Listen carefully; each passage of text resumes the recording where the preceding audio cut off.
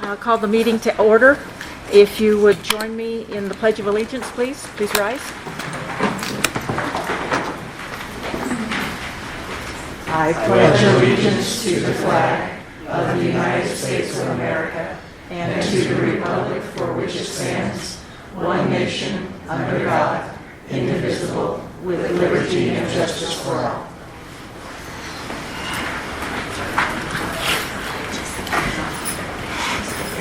Tonette, if we could have roll call, please. Mr. Reedy? Mr. Hay? Here. Mrs. Thompson? Here. Mr. Jackman? Here. Mr. Mickelson? Here. Mr. Batolo? Here. Chairman Jellicoe? Here. Could I have a motion, please, for the approval of the agenda? So moved. Second. Okay, it's been moved and seconded. All in favor, please say aye. Aye. Any opposed, nay? The agenda is approved. We also have an addendum. So is there a motion to approve the addendum? So moved. Second. Okay, it's been moved and seconded. All in favor, please say aye. Aye. Aye. Any opposed, nay? Okay, then the addendum is also approved.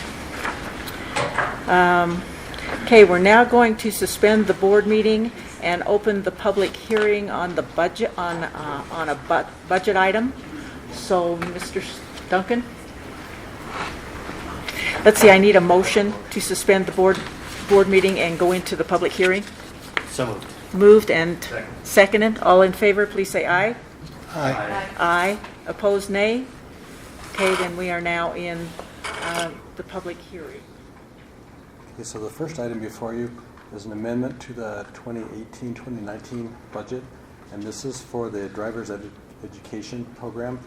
And what happened here was we budgeted the same amount for expenditures, but there was an extra payroll that hit in this fiscal year which put them over, which necessitated the budget increase. Otherwise we'd be out of compliance. They did not have enough cash to reimburse the general fund for their expenditures, so these funds are coming from the general fund to cover those. Okay, any questions? Okay, public comment then on this particular budget item? Public comment. Public comment. Okay, then public comment is closed. And we are back into close that public hearing, and we need to have a motion to do that. So moved. And second? Okay. All in favor, please say aye. Okay, aye. Any opposed, nay. Okay, and we are in the public, we are closing the public hearing, and now we need to go into another hearing for the budget, the 2019-2020 budget. So is there a motion to go into the budget hearing? So moved. Second. Okay, it's moved and seconded. All in favor, please say aye. Aye. Aye. Any opposed, nay? Okay, then we are now in the 2019-2020 budget hearing. Very good. Mr. Duncan? Yes, thank you. Well, I won't go through the whole budget book. We spent a bunch of time on it already. There are a couple of pages that I would like to point out for you, and it's in fulfillment of the responsibility of you guys as a board member to pass the appropriations and the levy resolution. So if you go to page 19, there's a list of all the appropriations for all of the funds of the district. The total of those are a little bit over $154 million. If you go to page 20, these are the mill levies for the general fund, Sweetwater BOCES, Region 5 BOCES, and also the Recreation Board. So when you pass the budget, then you're also passing these mill levies as well. Again, if you go to page 22 as well, that's a statement of the mill levies. These are the ones that you just saw, plus the addition of the 25 mills that go to the county treasurer. And again, by adopting this budget, you're passing these mills on this page. I won't go through the whole book, but I would like to point out some of the figures on the general fund. The total revenues are a little over 86 million, 86.9 million. There's cash carryover that's used to balance the budget of $3,485,000. And sorry, I'm on page 2, back again. Reflects total expenditures of $86,926,000 with a cash reserve of $7.536. And again, that is comprised of $3 million for minimum fund balance and the balance for future expenditures.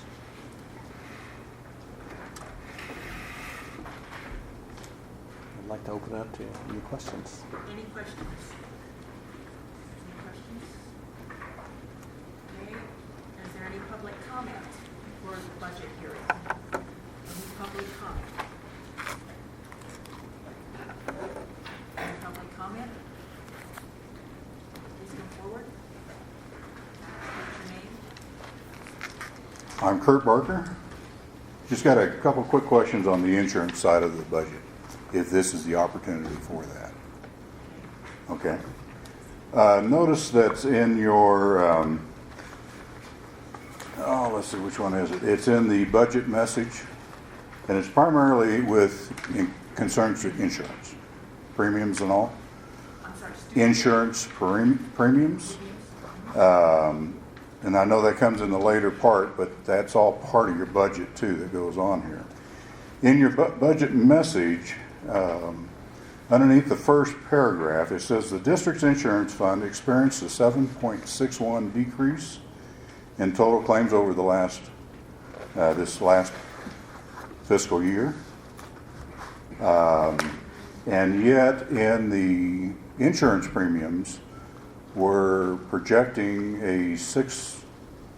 over 6% increase in premiums. I guess the question is why is that? I guess for one, if we are seeing less dollars being spent, but raising premiums to go with that, but also as a retiree with the district, up until really today, there's been no information on the premiums for health insurance, and I may be one of the few that even know you're going to raise insurance premiums. First of all, this is the typical time. This is the typical time for the premiums to be presented to the board. They are presented in July. Okay. Mr. Duncan, would you like to address the question about the increase? Sure. There's really two things going on there. The first number that you were looking at, that's the total cost of the whole plan. And so the way the premiums are set is it's based on what our stop loss carrier estimates to be our expected claims and the administrative costs. Okay. And so by negotiated agreement, that is set by UMR. So they go out and calculate what that should be. So it's based on an expected claims amount. But what we're seeing, and this is what's driving the overall decrease in the cost, is there are fewer people on the plan. So even though the premiums are increasing, the overall cost of the plan are decreasing because there are fewer people on the plan. Okay, and one other item you had in the budget, you're showing about an $18 million, what's the right word for it? You're showing an $18 million incurred cost, and it sounds like at this point almost $19 million, and yet you're showing that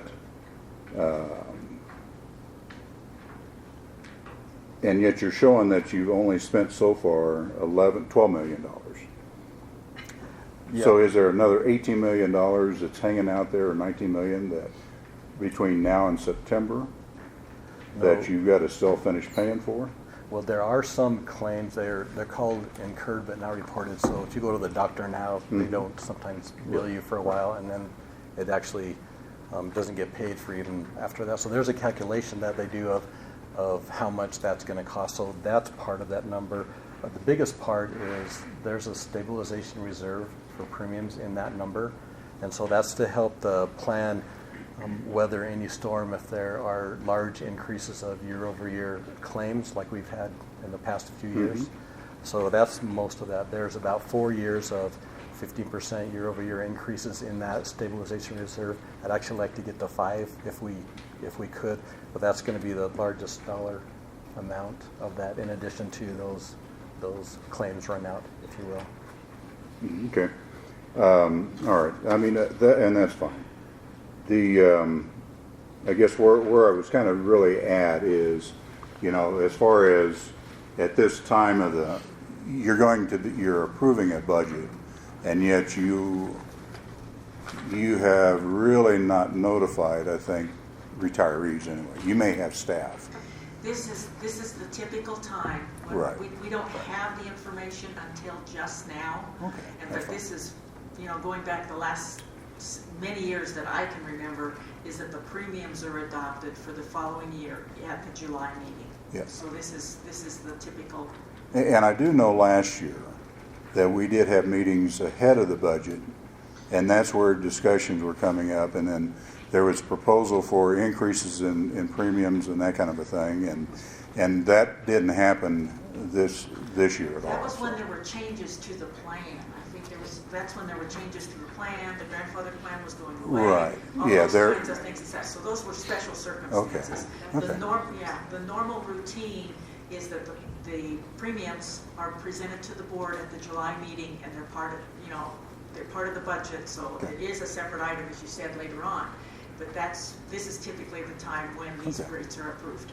So my question kind of goes from that point then. Do the retirees that may not have heard anything about this at all, will they have an opportunity to even talk about what's going to happen with the plan at all, or not?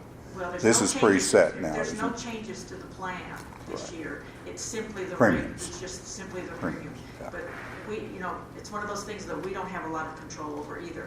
If you look at the data that's in the item later on, you'll see that UMR actually suggested much They did. higher increases, and that the district has pared that back to make it more reasonable.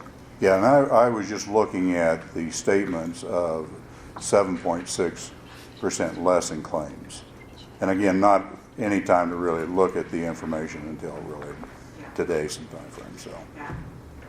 Former retirees know that this is the time when they get Right. And the letter will now go out. If it's approved later in the meeting, then a letter will go out to all the people that's on all the retirees that are on the plan, notifying them of the Okay. rate increases. All right. Okay, sounds good. Okay? Any other public comment?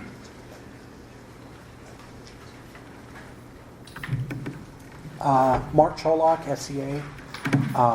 Since the topic of the insurance premiums have come up in this hearing, I'll go ahead and address my concerns here.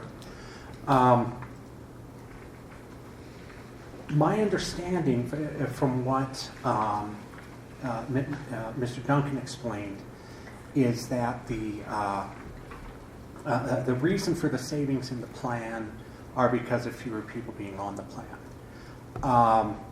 Mr. Jackman, you can correct me if I'm wrong, but I also thought I heard during insurance committee this year that our cost per claim and our cost per service was also going down, which suggests to me that perhaps employees are being better consumers of their healthcare options, which also contributes to that reduction in what we're spending on healthcare for the district.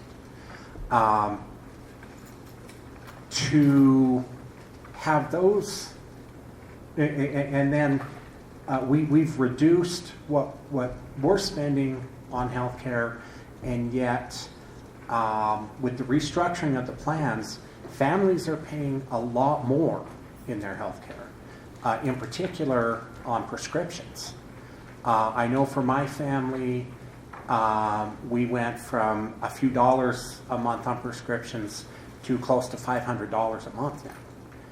And to add another premium increase on top of that, I mean, if you look at this year's proposal in isolation, it looks pretty good. But if our employees don't look at it like that. They look at the long term, what's happened the last several years, and our personal costs go higher and higher. Now the premiums are going up higher. And from what I've heard from people I've spoken to, I think the reason why fewer people are on our insurance is because it's just not as competitive anymore. I think a lot of people are switching to spouses insurance plans, which I guess is okay. Maybe that was part of the goal of all of this anyway. But it's really hard for me to explain to our members that, yes, we're spending less, but it's going to cost you more. And I don't know how to have that conversation. If you will recall, one of the other aspects is that salaries have been frozen up until this year. Okay, so the district made the decision to hold the insurance costs as well, even though the insurance costs were increasing. So now that we did increase the salaries, it was the district felt it was time it needed to try to catch up a little bit. They didn't go all the way with the premium increases for the 3 years that salaries were frozen, but part of that increase is due to the increasing costs over those frozen years where employees did not encounter a premium increase because of the frozen salaries, and the district ate those increases. So now some of the increases are catching up a little bit. So that's another thing to consider. But isn't it also true that some of the money budgeted for the healthcare plan in past years had been used for incentives that the board had offered for early retirement incentives to basically to trade older employees for younger employees in some cases, and to reduce the number of people that we had on payroll. That's a common decision that's made during years of tough budgets. But you know, that's another thing that some of my members have really never really felt comfortable with. We're really happy that we were able to send some of our retirees off with, you know, something of a thank you. But it feels like that was balanced out with the insurance premiums that we've been paying for many years. Is that not true? Am I misunderstanding that? What I will say though is that insurance costs are just rising. That's a common trend throughout the entire United States, and that's why healthcare is such an item of interest to the country.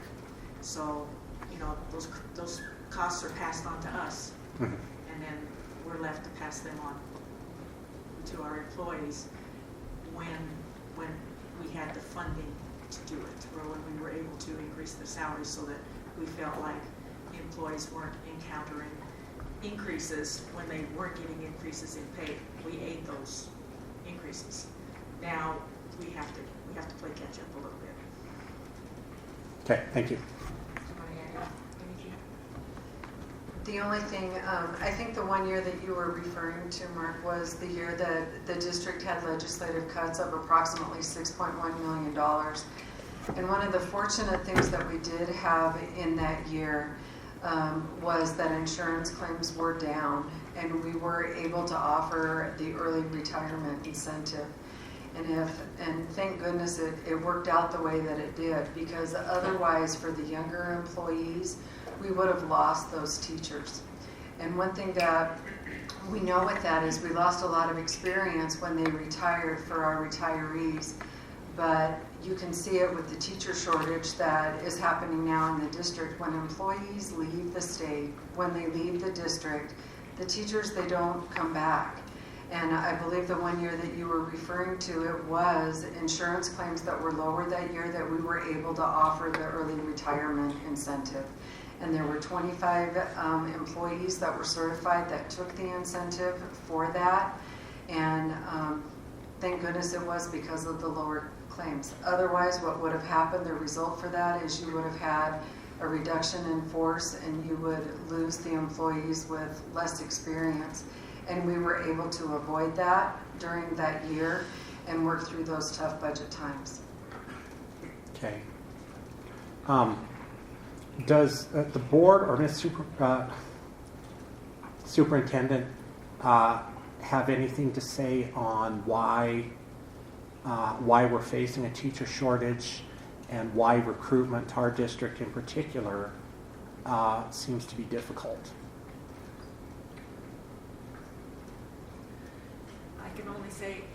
I will say that as I've been in several conferences, districts all over Wyoming are experiencing the same difficulties. The difficulty is that the legislature has cut education spending so much that salaries have not kept up. And so the states around us are increasing their salaries, and basically, if there's not a significant difference between the salaries we can offer and the salaries that, say, Utah or Idaho are offering, then they're not willing to come to Wyoming. And districts all over the state are encountering the same problems. Thank you. Okay, back to the budget hearing. Any further public comment? Any further public comment? Okay, then may I have a motion to close the budget hearing and reconvene the board meeting? So moved. Okay, it's been moved and seconded.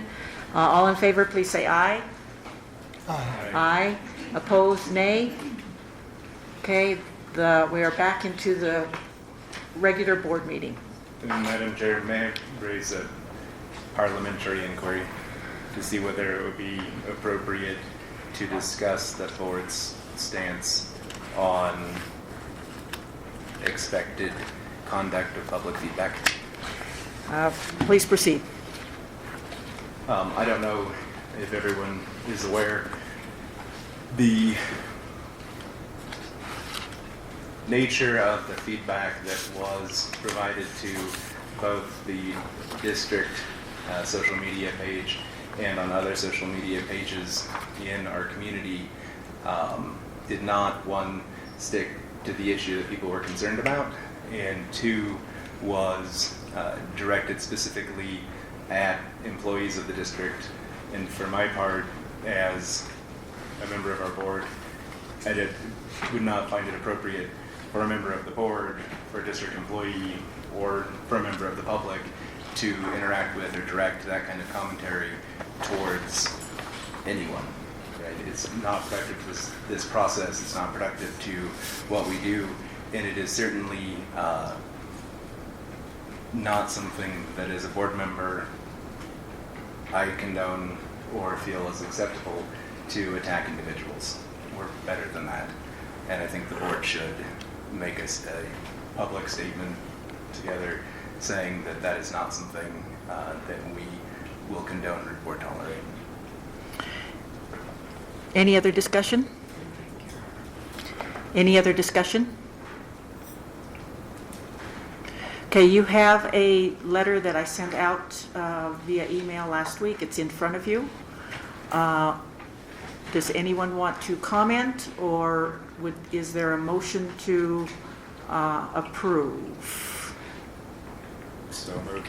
It's been moved Second. and seconded. All in favor, please, or any further discussion? Any further discussion? Madam Chair, Mr. Jackman. just to be clear, we want public feedback. We just don't want it focused and targeted at people. We want it as a board's decision, as a policy decision, as a whole. Public feedback is very important to what we do. We take the public's feedback into consideration for every decision we make. But it needs to be constructive. It needs to be positive. We don't want to attack individual people on the board or the district or in the public. Any other comment? Madam Chair, Mrs. Thompson. I guess for me, I would feel more comfortable if we actually read the letter as stands prior to approval, so people are aware of exactly what we're discussing. The intention was to approve it, and then it would be read to the public. Okay, thank Okay, you. I believe that's the intention. Without the comment right now, if it's not approved, then I would prefer not to have the letter out there if it's not approved. Any other comment? Okay, we have a motion and a second. All in favor, please say aye. Aye. Aye. Any opposed, nay? The motion passes.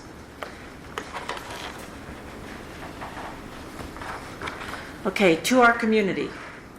We are your elected representatives on the Sweetwater County School District Number 1 Board of Education. All 5,438 students enrolled in our district, the fourth largest in our state, are important to us. All our community feels the impact of the choices and policies we enact as your board. We feel it through our employee, through the employees of our district, through the parents, grandparents, foster parents, and legal guardians, and through the children whose education our district is entrusted with supplying. Most of all, we feel it through our duty and obligation to our role as school board members. We write to condemn the vitriolic and personal attacks against district personnel. The responsibility and duty of your board members is to develop and improve through continuous evaluation the educational program and to provide the best possible educational opportunities for the youth of the district, and develop and maintain effective communication with the adult community. Policies enacted by your board are ultimately the responsibility of your board. Attacking employees of our district over items presented to your board will not be tolerated or condoned. We call on our fellow community members to express their concerns and feedback to their board in an appropriate manner at our meetings. This is and remains the most effective way to communicate with your board. Contacting individual members is always appreciated, but is simply less effective than communicating with your entire board. If you desire your feedback to be effective, please attend our meetings and express yourself at them. Your board has and continues to work diligently to improve our effective communication with our community. We assure you social media is not and will not be our primary source. We welcome public comment that is courteous and focused on issues, not personnel.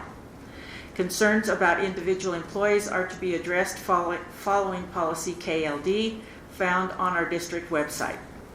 We do this because we are invested in our district, our community, and the success of our students. Our community has the resources to make our district the best in our state. We call on our community to find the will to value education and support our efforts to improve our educational program. Yours faithfully, Carol Jellicoe, Chair, John Batolo, Vice Chair, Matt Jackman, Treasurer, Max Mickelson, Clerk, Lenny Hay, Trustee, Stephanie Thompson, Trustee, George Reedy, Trustee. Thank you. We're ready to move on to item number 11, the Superintendent's Report.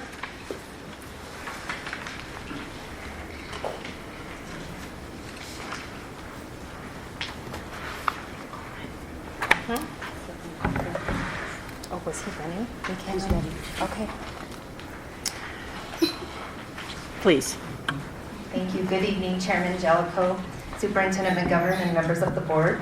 I'm Nicole Bolton. I'm the Human Resource Director for Sweetwater 1, and with me is... I'm Annie Fletcher, Principal of Rock Springs High School, and the rest of my admin team is actually at an amazing professional development in Luanda. But we're going to call them in so that if we miss something, they will be right there to help me remember, because I depend on them quite a bit.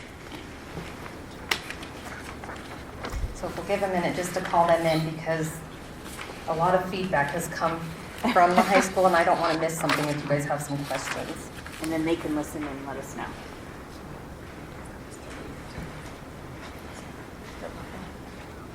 Okay, so are you ready? I'm just going to put you down here so you can hear, okay? Okay. Well, I'm going to need probably 15 minutes. I just need a place for, yeah. Tell him to put it on mute. You can mute yours and just listen to us. How about that? Okay, sounds good. Okay.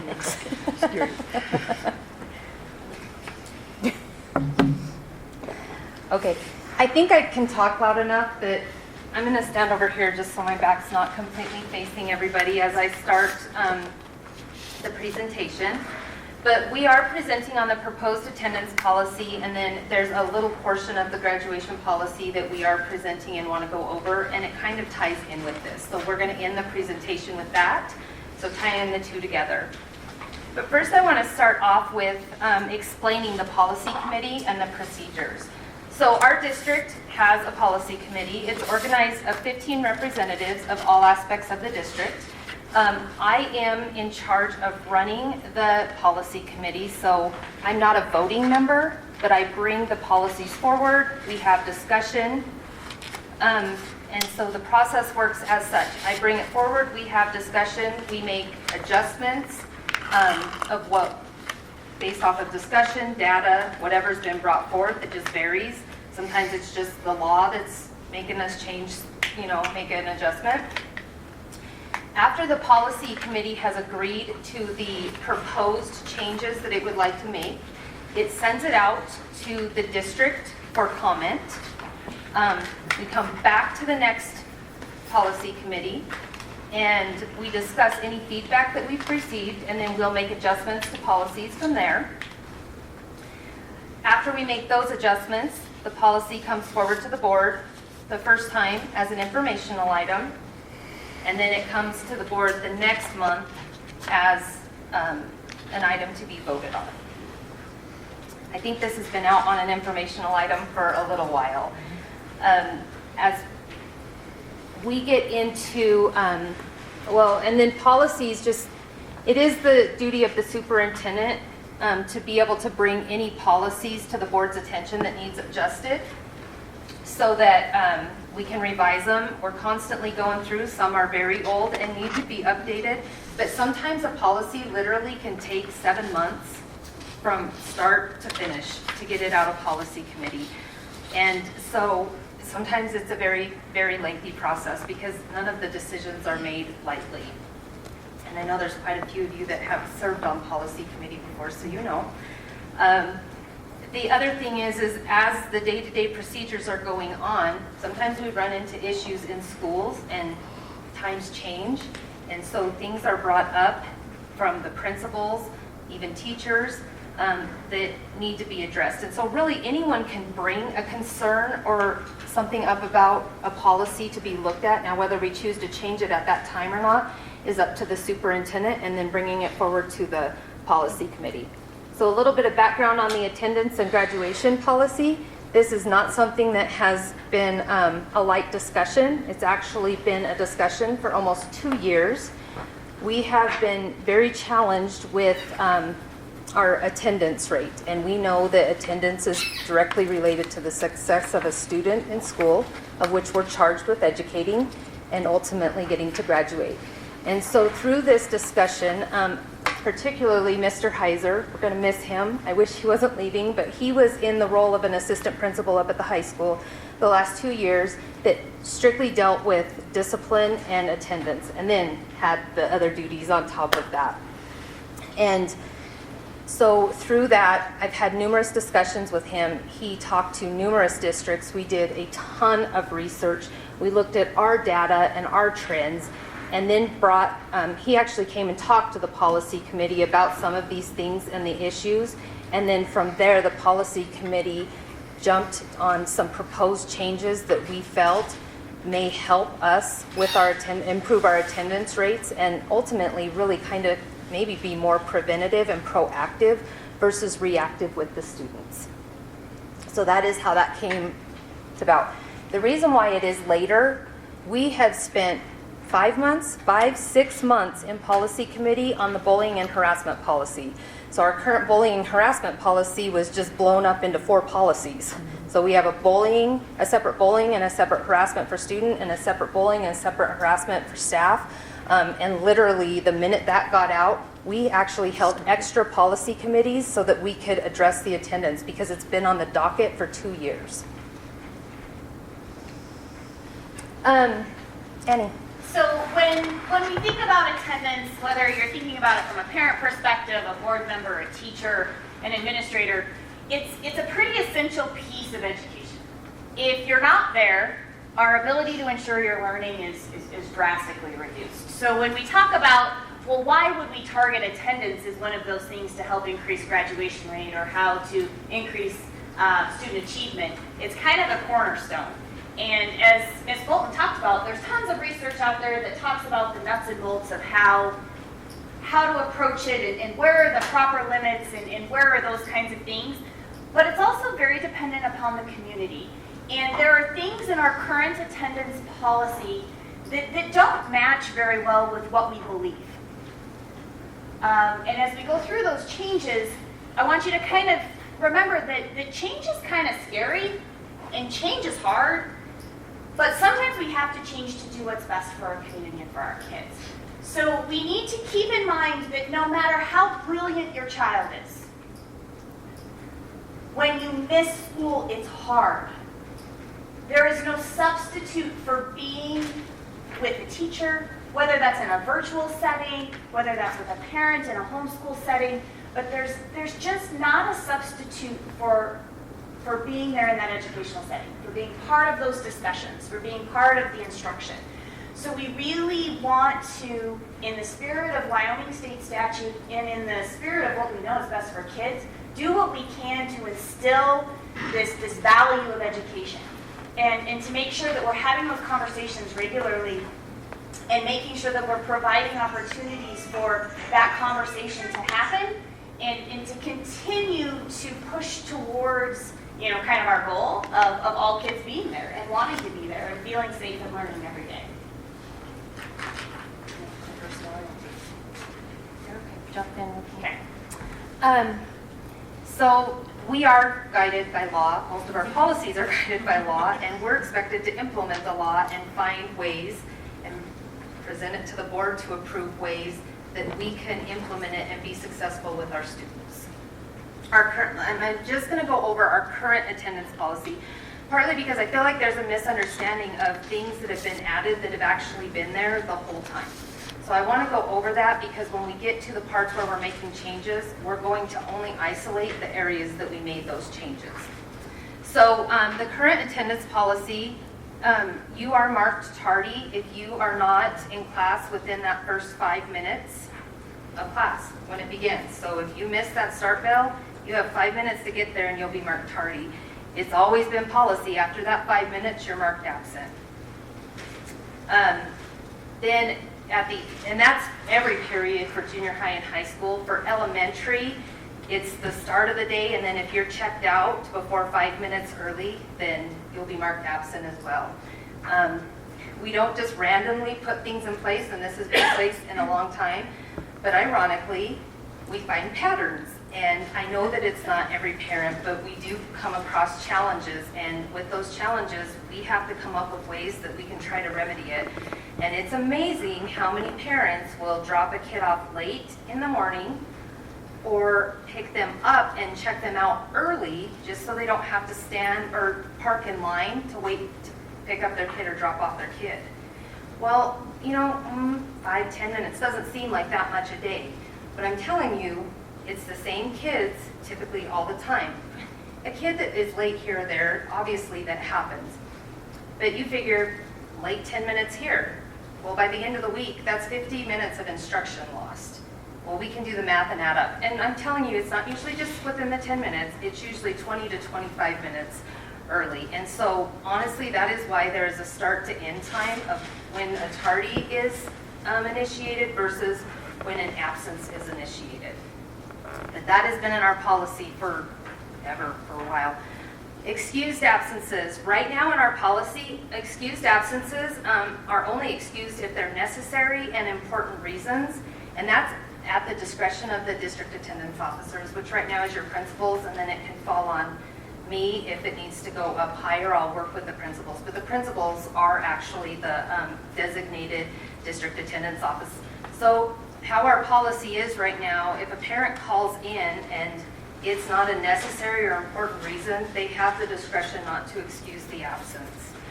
The district requests the absences, if you're able to, are excused within, they need it prior to leaving, but then they need to be excused within 48 hours of returning from the absence. Again, attendance officers have the discretion right now to request further information from parents or legal guardians to verify requests for absences to be excused. Secondary, right now, you have a maximum of 10 excused absences per class period per semester. Anything beyond that becomes unexcused. And then at elementary, it's the first half of the day and the second half of the day. The only time right now, exceptions are only authorized if it's a medical authority stating specific days, or if it's a verified family emergency.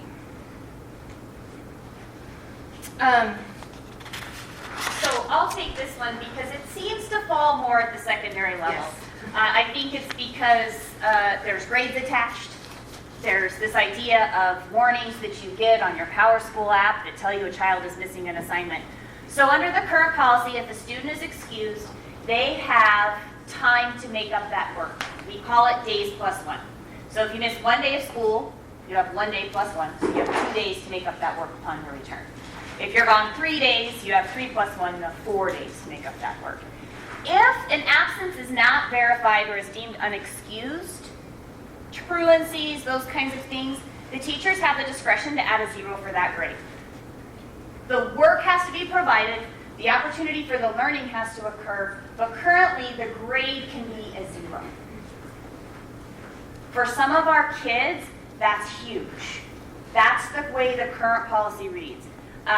It also talks about this idea of discipline, and some of you maybe have had that nice letter come from one of your principals, or been invited into the office for a conversation where we have this pattern of unexcused absences. We consider that willful disobedience, and it can fall under a discipline action because we need you in school. We asked you to be here, now you're not here, so now we got kind of this kind of thing going on. So these are the things that are in the current policy. Keep that in mind as we start to talk about the new policy, because I think you're going to see some changes. I also want to point out on that third bullet, that has been a hot topic of discussion. And when it's left up to the teachers, we do get inconsistency because teachers have big hearts, and they should. And that's not always followed through with. And we don't believe it's the right practice for our district either, because if a student has an unexcused absence and we're saying, well, you're not going to get any credit for it, but we still want you to make it up because we need you to do the learning. I mean, I don't know about you guys, but even as an adult, Kelly's like, you're still coming to work tomorrow, but I ain't paying you. I'd be like, okay, well, I would, really. I would but Nice there's, it just wasn't matching our philosophy because we still want to be proactive versus reactive, and there are things that are going to happen, and there are going to be unexcused absences. We get that. But we're not going to just penalize kids by giving them a 0 once they're hitting excused absences, because that's kind of defeating our ultimate purpose. I have no idea. It sounds like we're in a school. And there's the bell. That was the tardy bell. So the other part about that to keep in mind is one of the things that we're tasked with as administrators is upholding the policy that the board approves. That's our job. When we don't uphold the policy, we kind of get in trouble, and that's not a good thing. So there's an inconsistency between two of our policies right now. The attendance policy and the instruction policy, which you don't really care about the numbers. But those two policies are kind of two big ones. In the big world of a handful of policies we read all the time, I read those two all the time. They're on my desk. I reference them. There's a big inconsistency between what we believe in as an instructional strategy and how we want to approach learning and that bullet about giving zeros. So it was one of the other reasons that we wanted to address this attendance policy as administrators, to provide some consistency for us. So as we're trying to match these policies and do the right thing and follow the rules, that we're not going, okay, am I going to follow this rule or am I going to follow this rule? Because that kind of leads, just like with kids, we want that consistency so that we can provide good clarity for you guys as parents and community members. And we have had inconsistency with the follow-through of that. After the first unexcused absence or truancy, parents are notified by the district. After the second unexcused absence, and this has always been in the policy, but I need to clarify, which the attendance officer, I'm going to really expresses like reasonably believes due to the willful neglect or failure of the parent or legal guardian that we will make or file a complaint with the Sweetwater County prosecuting attorney. That's actually from the law. And with 5,400 students, I'm sure we could start to guess how many students have 2 unexcused absences. It's a lot. And we don't turn that many over to the district attorney. If we truly feel like it is the neglect of a parent, well, if we feel there's neglect, we're mandatory reporters, or the failure of the parent or legal guardian that's starting to lead to that, then we have talked to the prosecuting attorney of how we can notify, because it is in the statute, and then take some proactive steps from there. It is deemed by the state a student who accumulates 5 or more unexcused days in a school year is considered a habitual truant, of which then we turn over to the board to declare as a habitual truant. Upon the 3rd unexcused absence, currently the building principal or designee will schedule a conference with the student or parents or legal guardians and appropriate professional staff. We really want to start catching on before this pattern gets worse. And frankly, K4 is not as bad. 5, 6, we start to see more. 7, 8, more. High school, you'll see the data in a minute. We already do put interventions or contracts in place, and then any further unexcused absences could result in actions deemed by the building principal in the best interest of the student.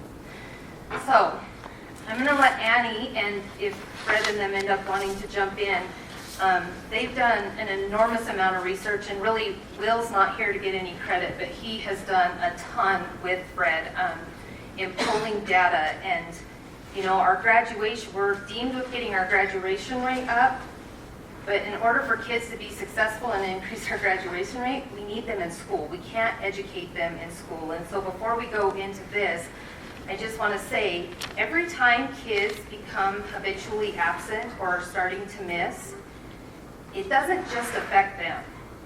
You have a class full of 24, 27 students, and when you have students that are continually missing, the teachers are spending that much time backtracking and retracing to reteach, which is knocking instruction back for the other students as well. It really is a domino effect and doesn't just affect one student. The amount of hours lost in instruction just with teachers having to go back and reteach or review or do that, and a lot of them do it out of their good graces beyond their own hours to do it, it really starts to add up. And you guys may be able to put a little bit of that time as Annie starts to go over this data. So I always remind everyone that I'm an old math and science teacher, and so numbers to me make perfect sense. And I know that in general, some of these numbers you're going to see are not going to be in the scope of what, when I taught littles, we called basic numeracy. Meaning we're going to get to the scale of some numbers that won't have a natural connection for you. And it makes it hard to understand. I'm going to try really hard to kind of go through and give you the story behind the numbers, not just the numbers, because attendance data is very multi-layered. It's multifaceted. Often it's a symptom of a bigger problem. So when we're looking at this data, we try to pull back the layers and we try to unravel the puzzle so that we can see what's going on. And the reason we do that, and the hope that I'm going to show you with this data, is that the scope of the problem that we're seeing is crazy. The scale, that's that whole number thing. You're going to see these really big numbers. The scale is incomprehensible. It's disturbing. And the impact it has on the teachers, the impact it has on the learning, the impact it has on how the school's structured and how we do things, it extends way beyond just taking attendance and marking the little marks. So what you have up here is just high school data for the 2 semesters. On the left, well on my left, you have the data from the fall, and then you have spring. The difference between fall and spring have lots of reasons, but you'll notice that that's a trend across the league too. So what we started is we looked at that difference between kids who missed 7 class periods and those who missed 8 or more. Because 8 was kind of that breaking point that we're using in the new policy. It also was the spot where naturally there was a statistical difference. So if a kid has 8 or more unexcused absences in a class, positively speaking, he passes 63% of the time, 63.8% of the time. He fails, or she fails, 36% of the time. If we take those and reduce them just by 1, and they miss 7 unexcused absences instead of 8, they pass 92% of the time, and they fail 7.8% of the time. And then that same data kind of shows you on a bigger scale for second semester. But the thing that you'll notice is kids were in different classes. Kids had different things going on in their life. There's way more absences in the spring than in the fall. But those pass and fail rates, that trend, that statistical difference between missing 7 and 8 class periods stayed the same. So what we're kind of seeing, or what we would draw out of this data to start with is, you know, kids can tolerate a certain amount of missing and then something happens. And if we don't provide them with support, which I would kind of guess when I looked at the names, you guys don't get to see the names, I get to see the names, of those kids who passed and the kids who failed, there were things that were done and things that were in place that were successful and helped those kids continue to pass those classes. And that's kind of what we drew on for the policy and some of those intervention pieces we were going to look at. So this next one is really kind of hard to see, but it's another one where I really want to emphasize the scope and the scale. So each of the little numbers you see up there is one child in one class period. So it's my little Ian in first period. Another number might be my Ian in second period, third period, fourth period. If you look at those totals for first semester, all inclusive, 73,203 class periods were missed. That's 73,000 instructional hours missed in one semester. In second semester, we have 119,000 absences or 119,000 instructional hours. Those are those numbers that when you start to say it that way, you kind of like get dizzy and you need to hold yourself like against something, because you see it every day and you see it add up a little at a time and a little at a time and a little at a time. And then it hits you when you look at it in a cumulative nature. The yellow ones are the ones that kind of jump out as interesting in relationship to the discussion that we're having. Looking at that 19,682 unexcused absences for first semester and 37,552 lost instructional hours second semester because of unexcused absences. That's crazy. The ability to absorb that, even in a school of 1,400 students, we start to see this impact and we start to see kids struggling. We start to see them developing very negative life habits. What if I miss work that often? I'm pretty sure Miss McGovern and Miss Bolton might have a conversation to have with me about when I miss work that much, maybe you should find a different job. I want to point out too, although past 10 absences is counted as unexcused, we do, instead of marking it a U, we'll mark it a Z if a parent has still called in and excused it. We get some things are going to happen sometimes. It's the nature of life.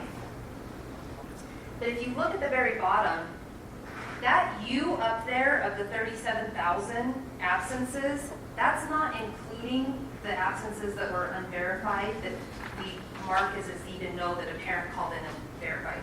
Those are genuinely like nobody called, just didn't show up, unverified absences. And oh no, you're good. And we have kids, and the stories behind those numbers are very varied. And the thing that we want to make sure that when you look at the changes in the policy, that we were very adamant as administrators that we wanted to be kept in the policy, was discretion for us to have conversations with parents and to understand that every situation is different. And to understand that what works for this kid and what works for this kid is not the same. So the ability to look at those numbers and tell the story of those 37,000 lost instructional hours is what the policy still lets us do. So don't think just because we're talking about numbers and I'm an old math teacher that we're going to reduce your child to a number, because that is not the case. They just help us find those flaws in the system, the places where the system's broken and we need to do something. So this slide is super confusing unless you know the story behind it. As Mr. Hollingshead and I were sitting and looking at all the attendance data, we were like, what are those pieces that maybe people would look at and go, that happened? And this was this slide. So we took all of the kids, and I just used second semester because it was the bigger numbers and the most current. And we said, how often do they really miss? The 70 plus means a student missed a class 70 or more times. There's 80 days, 85 days in the semester. 14 individual enrollments, we had kids who missed 70 times or more. 32, so if you really want to know the number, subtract the 14 and the 32, and you'll get the gap between those. But 32 kids missed 60 or more times in a class period. And we went down to those 10s so that you can kind of see what happens at those different levels. On the other side are individual students. So that very top line, that 84, 86, that's our high flyer. That Mr. I Don't Like School had 84 unexcused absences in that class period. He had 86 absences total, which means somebody called in twice, or he was in the counselor or the nurse or something like that for 2 of those. The second one would be our second high flyer. It happens to be the same kid in this case. 81 times missed that class period for a total of 86 absences in that class period. Those are the top 32 to give you an idea that we're talking about how do we impact a chronic problem. Some of these kids know how to play the system. And they know which classes they need to graduate, they know which classes they don't. And they know which teachers are going to give them 47 chances and which ones aren't. And they pick and choose how they get through their day. Some make it to graduation and some don't. We need to provide, as the adults and the educational experts in this room, we need to provide them the guidance to make good choices. And sometimes part of providing guidance is providing that, you know what, if you miss that many times, you're going to get fired, Miss Fletcher. You better get your butt to work. And sometimes it's being that supportive person and saying, well, do we need to look at a homebound situation? Do we need to look, the equivalent would be a family leave. Do we need to look at something to provide that support? And that's what this new policy kind of came out of as far as the data goes. And there's tons more. We have spreadsheet upon spreadsheet of data. We could talk to you all day, but I know you really don't want to hear all these numbers. The idea is the problem's huge, and we can't ignore it. That's fair. And we broke it down by everything. We broke it down by faculty excused. We broke it down by excused. Our kiddos that were getting excused absences did have higher success rates. Our kids under faculty excused had high success rates. That they kind of have claws into them, because if they don't have high success rates, they've got consequences. They don't get to participate in the activity. They don't get to participate in the sport. And frankly, that's extremely important to most of those kids. Our kids, I would say a good, great handful of our kids, of which we talked to Casper very closely about this, and that had more than 10 excused absences and had a lot of disease, were our kids that were in non-sanctioned school sports. Now, they may participate in school sports, but they might be doing hockey, not school sanctioned. They might be doing softball, not school sanctioned. They might be doing Avengers soccer. Avengers isn't school sanctioned. They do it during the fall. They might be doing dance competitions in the spring. That's not school sanctioned. The dance team is, but not the studios. And so what we're seeing is we had these kids that had greater than 10 excused absences. Most all were still being very successful, but they were starting to hit that kind of concern of absences, and we don't necessarily know. But it was because they were legitimately leaving, just like the kids were for faculty sports, but they were very dedicated to making it up and doing those things. So we'll get into that change. Unexcused absences, however, the success rate dropped off very quickly, and I can tell you the 10 plus and up, when we roll up this, I could pull up the spreadsheet and knock the kids' names out. It's amazing how many Fs are all the way down there.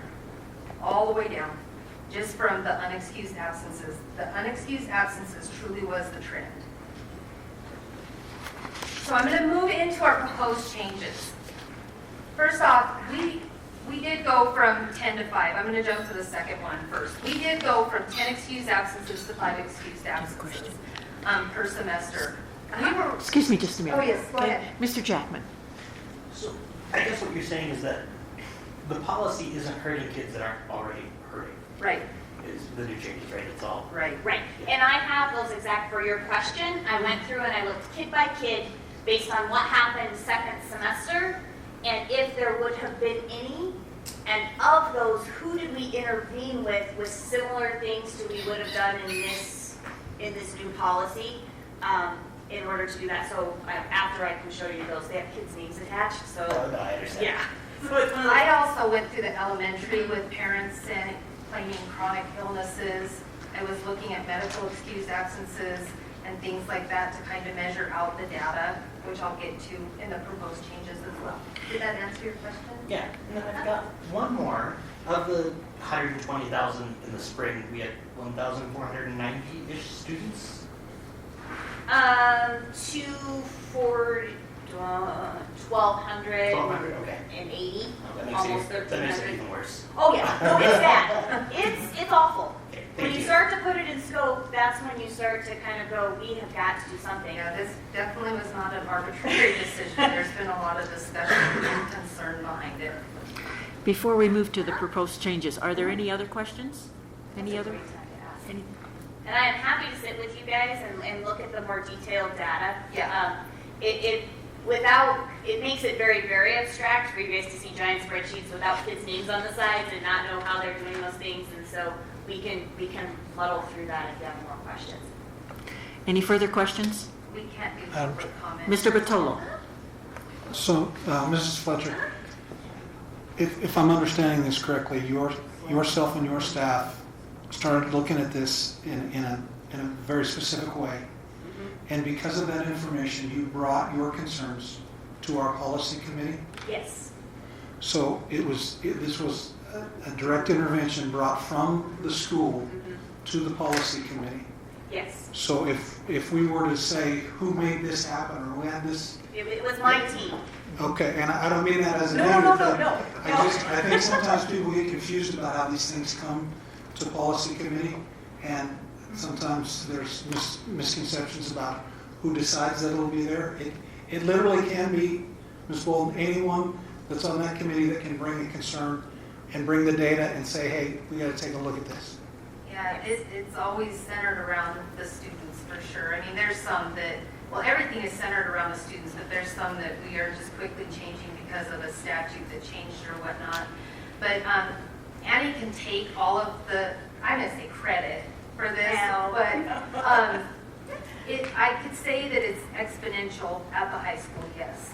But we have huge attendance concerns at the junior high as well. But we also, Tina Searle, I never failed. Every week when I would call her at any given time, she was in an attendance meeting. The amount of time our principals are already spending in attendance meetings trying to tackle it is astronomical, because they are trying to get down to the personal issues so that we can try to intervene and be proactive versus punitive. The goal is not to be punitive and hurt kids. But the K-4 especially, we've got to get our hooks in them then, because I'm telling you, the kids that are having so many problems at the high school, those habits developed at elementary. And so with that, yes, that's what brought this forward. And so when we're looking at it, we can look at it in two ways. We really were trying to look at how can we be proactive and preventative, and we just had another meeting today with the county attorney, DFS, juvenile probation, the police. I mean, we're trying to just figure out our avenues and ways to go before it goes to the courts, because you don't want to go just from this all the way to that, but we're trying to help them be successful. I think the other thing to think about is just because it came out of my building doesn't mean it was only a problem in our building. We see it in a little bit of a different light. But we also listen to what parents were saying. And when we were going about changing this policy, we also wanted to reflect some of that input we had had from parents. And one of those was about lots of conversations about what is that discretion of the attendance officer to decide whether it's important or not. So you'll notice that the first thing that is on these bullets, and they're just kind of they're in order of how they appear in the policy. They're not in any more important or less important. But those first 5, the explain the reason for the absence was removed. If you want to excuse your kid for having coffee, I may have a parenting conversation with you at a separate time. But if you want to excuse them for having coffee and they follow the check-in, check-out procedure in our building, we'll excuse them for those first 5. And I've been the principal that unexcused and Yep. excused absence. We have and to. I found out they were 35 minutes late because their parents took them for a coffee. That to me was not reasonable. And so when we talked about this, we did go from 10 excused absences to 5, and we did that based off of where we were starting to see success and fail rates, honestly, with student absences, and where we really need to be flagged to start intervening. Because once they've hit 10 excused absences and if they truly are starting to become unverified, we really need to intervene a little bit sooner. But we said, those 5, they're your freebies. We're taking out, explain the reason for the absence. You have it, those are your 5. We're not asking questions. You want to verify it, it's verified. We're not going to ask. You went to coffee, you don't have to tell me that, but if you do, I'm not going to unverify it. And so we did go from 10 to 5 excused. And I'll get into I'll get into it next. We did add in the exceptions. Yes. Go ahead. Oh, you know what? Before you ask real quick, I'm sorry. Someone in the audience had a question. I just wanted to address. This is our portion to present, and when she asked if there are questions, right now the board's asking questions, and then we'll go to public comment for you guys to be able to ask questions. So I didn't mean to cut you off. It's just Robert's rules. Like, Yeah. I just didn't mean to be rude so we'll get to you, I promise. Sorry, go ahead. Mr. Patolo. As you've looked at this problem, certainly there's a number out there, and I'm dated. I know I went through this exact same procedure in a different school district. And at the time that we went through this procedure, the number that we were told through research is that the average student, just the average kid, is sick 2 days a year. And I feel like that's a compelling thing to tell you because, you know, the number of times that kids are actually sick is not 5, according to that data. Now that data may have changed since the time we did that, but I just felt like it was something to add. I appreciate you bringing that up because when there is the flu hitting, the principals are very well aware of that. We know when we're missing 55% of our school because kids are home. And that's why we went to and we added in exceptions are only authorized. We added in or extenuating circumstances. So it's not just the medical and it's not just a family emergency. We understand that there's going to be extenuating circumstances, and believe it or not, the parents do talk to the principals have a lot of interactions, or the counselors do with parents a lot. And we wanted to make that a little bit broader for extenuating circumstances as determined, because lo and behold, guess what? Well, if they get mono, they better have a doctor's note, because you should have probably went to the doctor. If you get influenza, more than likely at some point after 3 days, you're probably going to go to the doctor, and we can medically excuse those. If you just get the bug, you know, maybe this might, and as a parent, I can put this on myself, maybe this might get you to say when my daughter says, Mom, my stomach hurts, I don't feel like going. Well, you have 5. So is it really like you just are tired and don't really want to go so your stomach hurts, or are you really sick? I mean, and really as adults, we have to start making those decisions too when it comes to work. You know, do I have a cold that I can function and work, or do I have a cold that I'm going to be contagious to everyone? But we're not cement and non-human. We get that there's going to be extenuating circumstances, and we will work with families because we know the families that are abusing it. We do. And we know the families that when they genuinely have something come up, you can see the trend. Here, perfect attendance. This year, boom, all of a sudden, I mean, things happen. Family emergencies, funerals, we get that. We can work with you. We were very passionate about that last bullet almost as passionate about trying to fix attendance, is that we wanted to make sure that the policies functioned in harmony and that they complemented each other, so that the zero grade has been removed in the new policy. We already talked about that before, but Yes. We did remove 4 and replaced it with 5 unexcused absences is subject to an intervention. It's a friendlier number. And we were starting to go with 5 to 8. That's why we did it. After the 5, and you may only have the first 5 absences are unexcused, you'll be getting a scheduled conference with the principal or the team that needs to meet. Sometimes the parents honestly just aren't aware it's even happening. And we want to work with the parents to help you help the kids be successful. I mean, we're not always saying that you are a horrible parent because your kid has 5 unexcused absences. Well, sometimes you don't know. Kids get very clever and tricky in how they get away with stuff. We get that. And so at that point, we want to start having a conversation. And but if you do have 5 or more absences, you will be declared to the board as a habitual truant, and that's part of the procedure. Unexcused, yes. School-sponsored absences will continue to not count against students.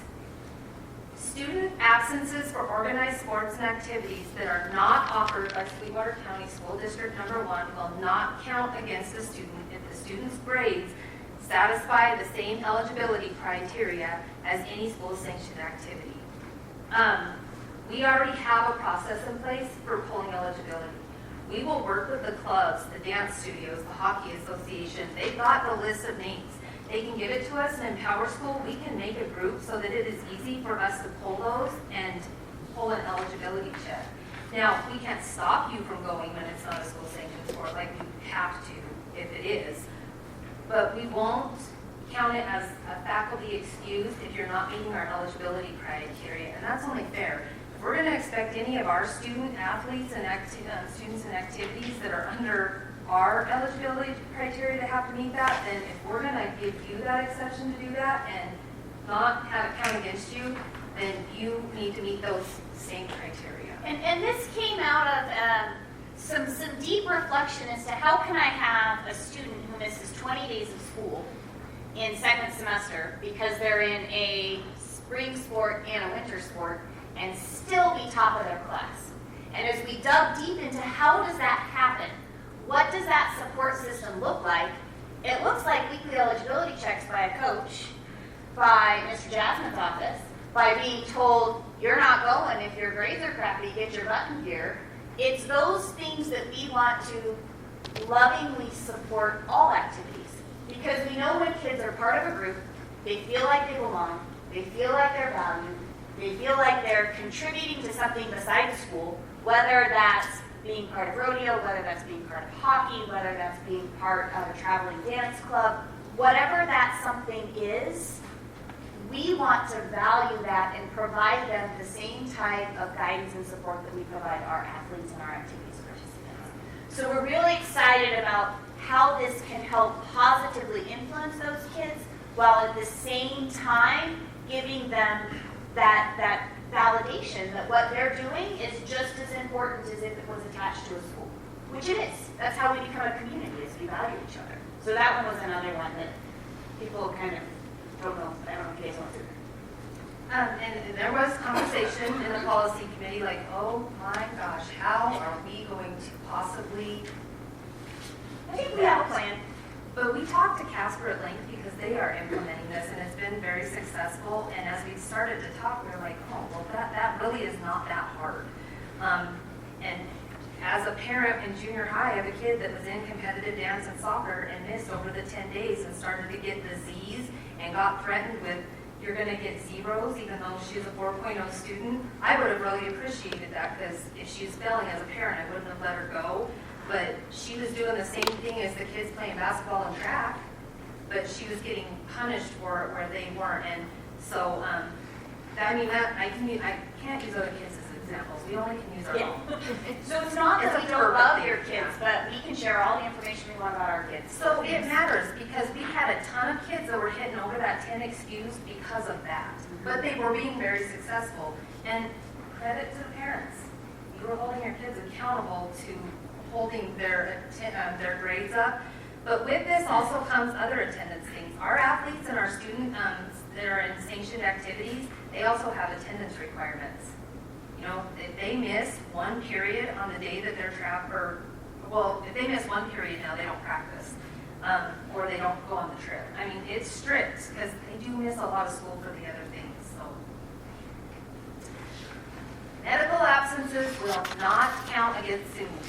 They do not count now. But if there is a pattern of negligence showing, and yes, you've had it, absences will be addressed accordingly. Thank goodness it's not all the time, but we do have doctor hopping just so that the absences aren't being addressed. Or, you know, sometimes we'll call the doctor's office and say, I know we can't discuss because of HIPAA, but I just want you to realize that we're on our 22nd excused absence this quarter. Do you realize that? And sometimes the doctors are like, I didn't do that. So then we start finding the fraud of the people producing the doctor's notes. But they don't count against them. Now, this is where I think that the biggest concern from going from 10 to 5 is do I need to send my kid to school with a 100-degree fever? If my kid's puking and has diarrhea, do I send them and make everybody else sick? Well, no. I mean, common sense, no. And honestly, you're right. When we even looked in the research, yes, there's extenuating circumstances, but the average kid is not technically sick that much. And if they do get influenza or mono or something like that, you're going to have a doctor's, or you should. I didn't put this in the slides, but we also have those students, yes, they have chronic illnesses. And yes, they go to primaries and they don't have to, you've got the whole prescription at home. And I do get that because I'm that parent. I have that very chronically ill kid that not only has severe asthma, but has severe lung problems, who goes by ambulance quite frequently to primaries. And guess what? We have 504s. We have IEPs if it's directly impeding their academic performance. But if you have a child that has a medical condition that is impeding their attendance and their performance in school and they need accommodations in order to have that level playing field, we have options for that. Now, we're not going to just slap a 504 to say we're going to excuse all those absences. But when my daughter has her plan, and I know right where she's at, and she's on prednisone, she's at school the second day, and she's doing her breathing treatments because we have nurses at school that can do it, and it's in her 504 so they can have it. And you know what? If we're past 8-3 and she's still not breathing good, well, I'm going to tell you, I know, it's level red. You better be at the doctor, which she's going to get doctor's notes. So I pulled my daughter's attendance to just match it. She didn't go over, and she missed a lot, but she didn't go over. So we have ways to accommodate medically fragile children, children that may have severe asthma or severe allergies or a traumatic brain injury. I mean, you name it, we have the gamut and we've done it and we're not insensitive to it, and it's the law. I know for a fact the nurses reached out to every single kid that has asthma to offer a 504 if needed because a nurse is considered a related service. Sometimes they honestly don't need it because it is really rare that they may have to go get their inhaler or whatnot. But we do have avenues for that. If you have instances that you're starting to get over the 5, schedule a meeting with the principal. You guys, they are human, and trust me, they get it. There's multiple times we've made exceptions because they're very valid. So the next 2 bullets, in my opinion, are the ones that probably give parents and students the most heartburn. And I want to make sure that there is a very clear understanding of the changes and that during, whatever questions you guys have, because I know that the others are important and they're going to be helpful to us, but this is the one where I think people go, oh my goodness, and you kind of get that nervous skin. So as we look at this, the slide says 9 to 12th grade students. There's actually a few cases where that could be 7th and 8th grade students, but that's coming in the next policy down the road. There's this potential to lose credit towards graduation if you have too many absences. And when you hear lose credit towards graduation, you think these people just went on about how important graduation rate is, and now they're saying they're going to take credit away from my kid. Well, isn't that going to have the negative effect? So here's what we find in day-to-day operations. We find that when we call parents in and say, we've got a problem, particularly with older kids who no longer fall under mandatory attendance, there isn't something to hold that kid to the plan. We can say, you know what, if you're going to be successful, I need to see you in after school. I need to see you in here checking your grades with me a couple of times a week. I need you to be in winter school. I really need you to look at, maybe we need to do some differences in your schedule or change some things around. I need these things of you to be successful. Some kids go, sure, and they try it, and those are the ones that you're going to see have more than those 8 absences and then are still passing the classes because they've taken that initiative to be able to make those changes and work through those pieces. We need something as a school to hold that kid accountable. That said, here's the things that we've offered you. If you meet us halfway and you continue to work with us, we're going to continue to work this plan and you're going to end up with credit at the end. If we put this plan in place for you and we work with you and we provide these options and these interventions and you tell us to take a planned leave or continue to exhibit the same behaviors that you were exhibiting before, you're not going to get that graduation credit. And we're going to see you in summer school, or we're going to see you again the next year taking the same course. I'm going to jump in just a little bit. Is that kind of fair to summarize that in a... No, and I'm just going to add on to that once we start to see past 5 absences, once we hit that 7th and 8th, honestly, if we list out, the kids have Fs next to it anyways, and what happens is then they're going to the teacher, and our teachers are amazing. Yes. They bend over backwards. Do you know how many hours of prep time they lose for planning because they choose to work with students? Because they prioritize that? They're amazing, and they kill themselves to do this. But the reality is these kids will go to the teachers 2-3 weeks out, and they're cramming to try to get that D to pass. Well, even if they passed, did we really successfully get them the content knowledge and what they needed to be successful in that next course? I'm not so sure. You know, we can say, if you're speeding, you'll get a ticket, and then if you never follow through with the ticket, is anyone ever going to follow the law? At some point, there does have to be some consequences, and it's not about money, it's not about seat time, because after 10 absences in a row, you get dropped anyways. It's about being there so that we can properly educate you and get you to that next step of where you need to be. When I was in high school, we did have the strict attendance policy. You lost 4% off your grade. You lost 1% off your 4% off your grade after like so many excused absences, 8% for an unexcused, 1% for tardies. And you know what? I played by the book. I didn't miss class. I didn't skip. If I was unnecessarily sick, I stayed home. But if I just kind of had a stomachache, guess what? I was at school. When I got my tonsils out and had to be gone for 10 days, it was a fight. But you know what? It prioritized that we needed to be there. In my senior year, it got dropped.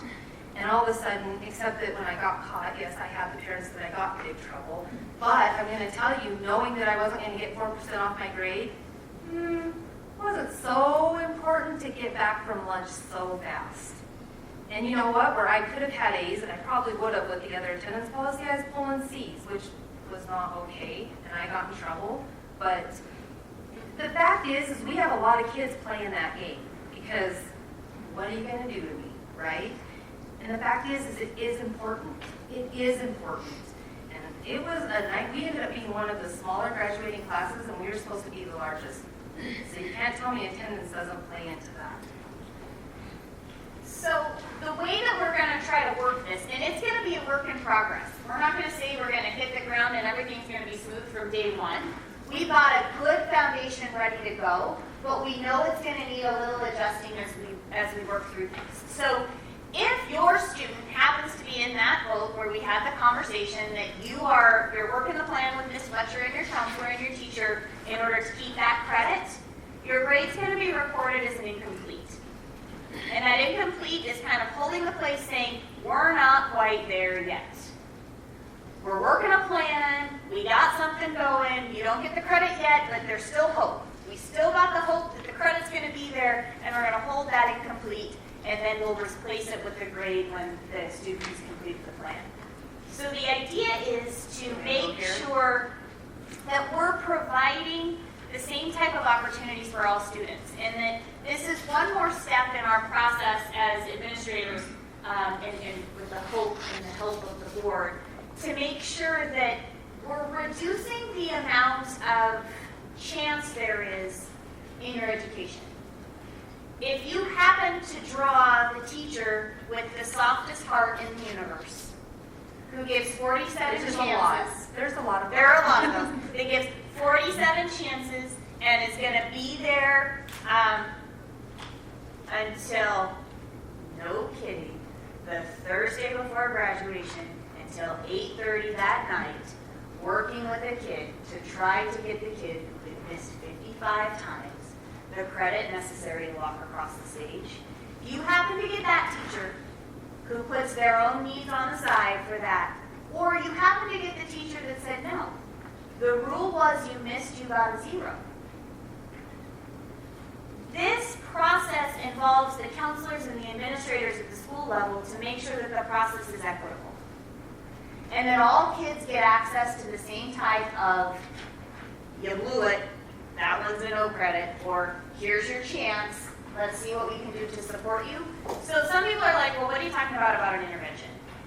Sometimes interventions are simple. They're meeting with the parent and the kid to make sure we're all on the same page. Sometimes an intervention is you get to come and hang out at Saturday school with us. Get a little bit of extra time to get some of that stuff done, and maybe make up some of that time that you missed in the instructional minutes that weren't there. We have a process at the high school that we call winter school that we're working on. It's kind of like summer school, but you know what? Maybe first semester didn't go so well. We're going to hold that incomplete, and let's work for a few more weeks and see if we can get those skills and those pieces together. After school, we've got teachers. Ms. Maloney does an amazing job of funding after-school programs where kids can get extra support. It's kind of optional right now, but this would provide a little bit of teeth to get those kids who need that extra time, who need to be there, to give them that accountability piece as parents and as administrators and as teachers to do that. We are working on growing our peer tutor program that we partnered with Western Wyoming Community College to create. We have certified peer tutors that can provide support for kids. Sometimes it's a counseling issue. You know how at the beginning we talked about attendance is sometimes a symptom of something else? Maybe they need to meet with their counselor every week. They need to have a check-in to make sure they're handling and navigating those peer relationships correctly, and that they're advocating for the help that they need in the classroom, and that they're learning those skills. Maybe they just need a way to get the credit back. We're also increasing the flexibility in our schedule, not just at the high school, but the credit tends to lay in the high school, which is why we kind of carry a little bit of a bigger burden sometimes in these things. But we've worked really hard with all of our stakeholders to say, how can we make things more flexible for kids? Because we understand that not everybody's house is the same. And so we have kids who start school second hour. We have kids who end school early. We have kids who have online classes and their attendance is based on do they check in with their online teacher so often, and they're not in our building. We have kids who take classes at the community college. We can create a schedule that meets the needs of our kids. Some of our 504 kids have really rough mornings. They have medical conditions that make mornings almost impossible, but their afternoons are phenomenal. So maybe their day starts at 10, and they stay with us till the end of the day, and then they have an online class that they work on at home in the evening. We want to be able to provide opportunities for those conversations and those support plans to happen, while at the same time providing accountability for the kids to make sure that they're thinking once or twice before they make that rash decision. Any of you who have teenagers, which I'm thinking that's why all of you are here, know that sometimes they are the most intelligent creatures in the universe. And sometimes they make the stupidest choices and you just don't know what happens. But if they know there's a chance that that stupid decision to, I know the line at McDonald's is really long, but I also know that I really want those french fries and that chocolate milkshake, and I'm pretty sure if I sweet talk Miss So-and-so when I get back to class, she'll let me do the makeup work. If they know that's no longer an option, they may go, you know what, that lunch mom packed or that I packed from the fridge is plenty good. I think I'm going to not risk missing class and stay for lunch. So if we can change that conversation kids are having in their head, and those conversations that you guys as parents are having at home, where, like Ms. Bolton said, you're really talking about, is this an absence that should happen? Because there are some that should happen.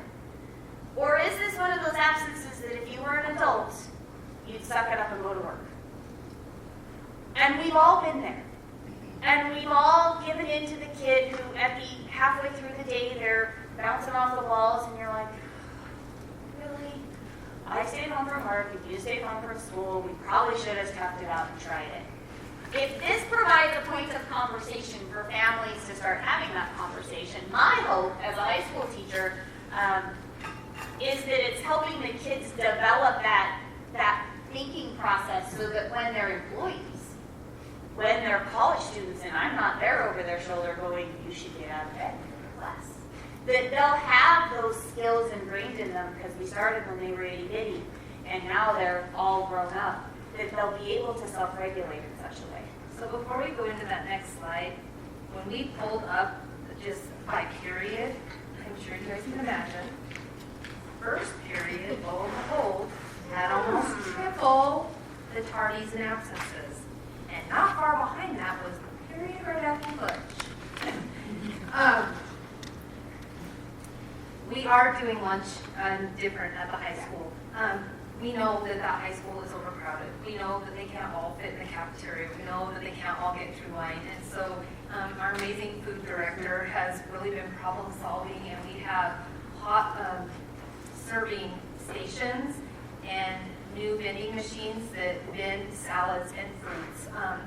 And then They'll be scattered they're going throughout to the be building. scattered throughout the building to make it more convenient. We also know times have changed, and kids don't really love going through the line and getting a whole big lunch. They like going to come and go for the grab and go snacks. And so Angie is also providing a bunch of stations for the grab and go snacks. We're also doing that for breakfast, and Annie has built in a second breakfast option because we know mornings are not teenagers' best thing. But missing first hour that much, and guess where our highest fail rate is? First hour. Regardless, school starts at 7:30. We can argue about that all we want, but that's the reality right now. It starts at 7:30. And you're right, I have to pull my daughter out by her feet sometimes. But it's funny on a dance day how she can get out of bed at 4:15 with no problem. So, sometimes the teeth are going to help them start prioritizing it a little bit better, and maybe it'll help the fighting in my house in the morning a little bit better. But we want to talk. We have kids that have to work. Oh, by the way, we have businesses calling kids in class and letting them know they're shorthanded and asking them if they can leave school to go to work early. Those are the challenges we're facing. And what does the kid, okay, I can make up the work. There's not going to be any. No, you need to be in school so you can learn. A GRE is not that easy to get. A GED. I always say GRE because that's the last thing I took. Sorry. GED. How many times have I looked at you? I should have just said it for you, but I Neither one is easy, by the way, but the GED, when kids drop out, they're like, I'll just get my GED. Well, guess what? A lot of them aren't very successful at it. It is extremely difficult to get. Homeschool students get a GED, and oftentimes are very successful at it, and I'll tell you why, guess what? They're in getting instruction at home. So when we expect the same thing at school, I don't think it's a stretch to say, in order to be successful, we need you in school so we can instruct. Because our kids that aren't in school and dropping out, their success rate of getting a GED is slim to none. It is extremely hard. And times have changed. You have to have a GED or a high school diploma almost anywhere to get a job now. Really, it is for the best interest of the students that we're trying to make changes to make this successful. So we're going to lead into the last slide because we do have situations where kids are the breadwinners for their families. So we talked about at the beginning how policy committee works and how when we see something as building administrators or a teacher comes to us or a parent comes to us or even a student comes to us and we identify that the system has a flaw, we come to policy committee and superintendent McGovern and we work through the process. So at the same time we're looking at all the attendance data, we're also looking at the ever golden attendance rate and the attendance rate and how it's correlated to our graduation rate. And for those of you who don't know, graduation rate at the high school is not where it needs to be, but it's the standard kind of measure of success. Graduation rate is what everybody uses across the nation. So when we started to look at, well, if we're not doing it right, what are other people doing that are seeing success? Because there's no reason to reinvent the wheel. We should look at what other people are doing and say, well, let me learn from them. What we found out when, as secondary principals, we started to really dig into this is we realized we were one of only a handful of districts left that had one singular diploma option. That most places have some sort of an alternative track to get a diploma. They have their standard one that's designed for college readiness. It kind of gives you that broad picture so that you're ready to go off and tackle any number of things. We know that we have kids in our community particularly that face immense challenges every single day. We have lots of independent students who live on their own, who take care of their own bills.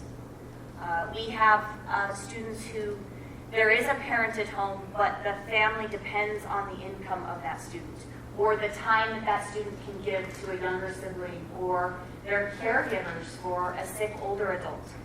When we started to look at that, we realized we needed an alternative option for graduation. So we came up with this policy. It's the second policy that's on the list. There's actually 3 today. That takes the basic, what the state calls basket of goods, the core stuff, math, English, science, social studies.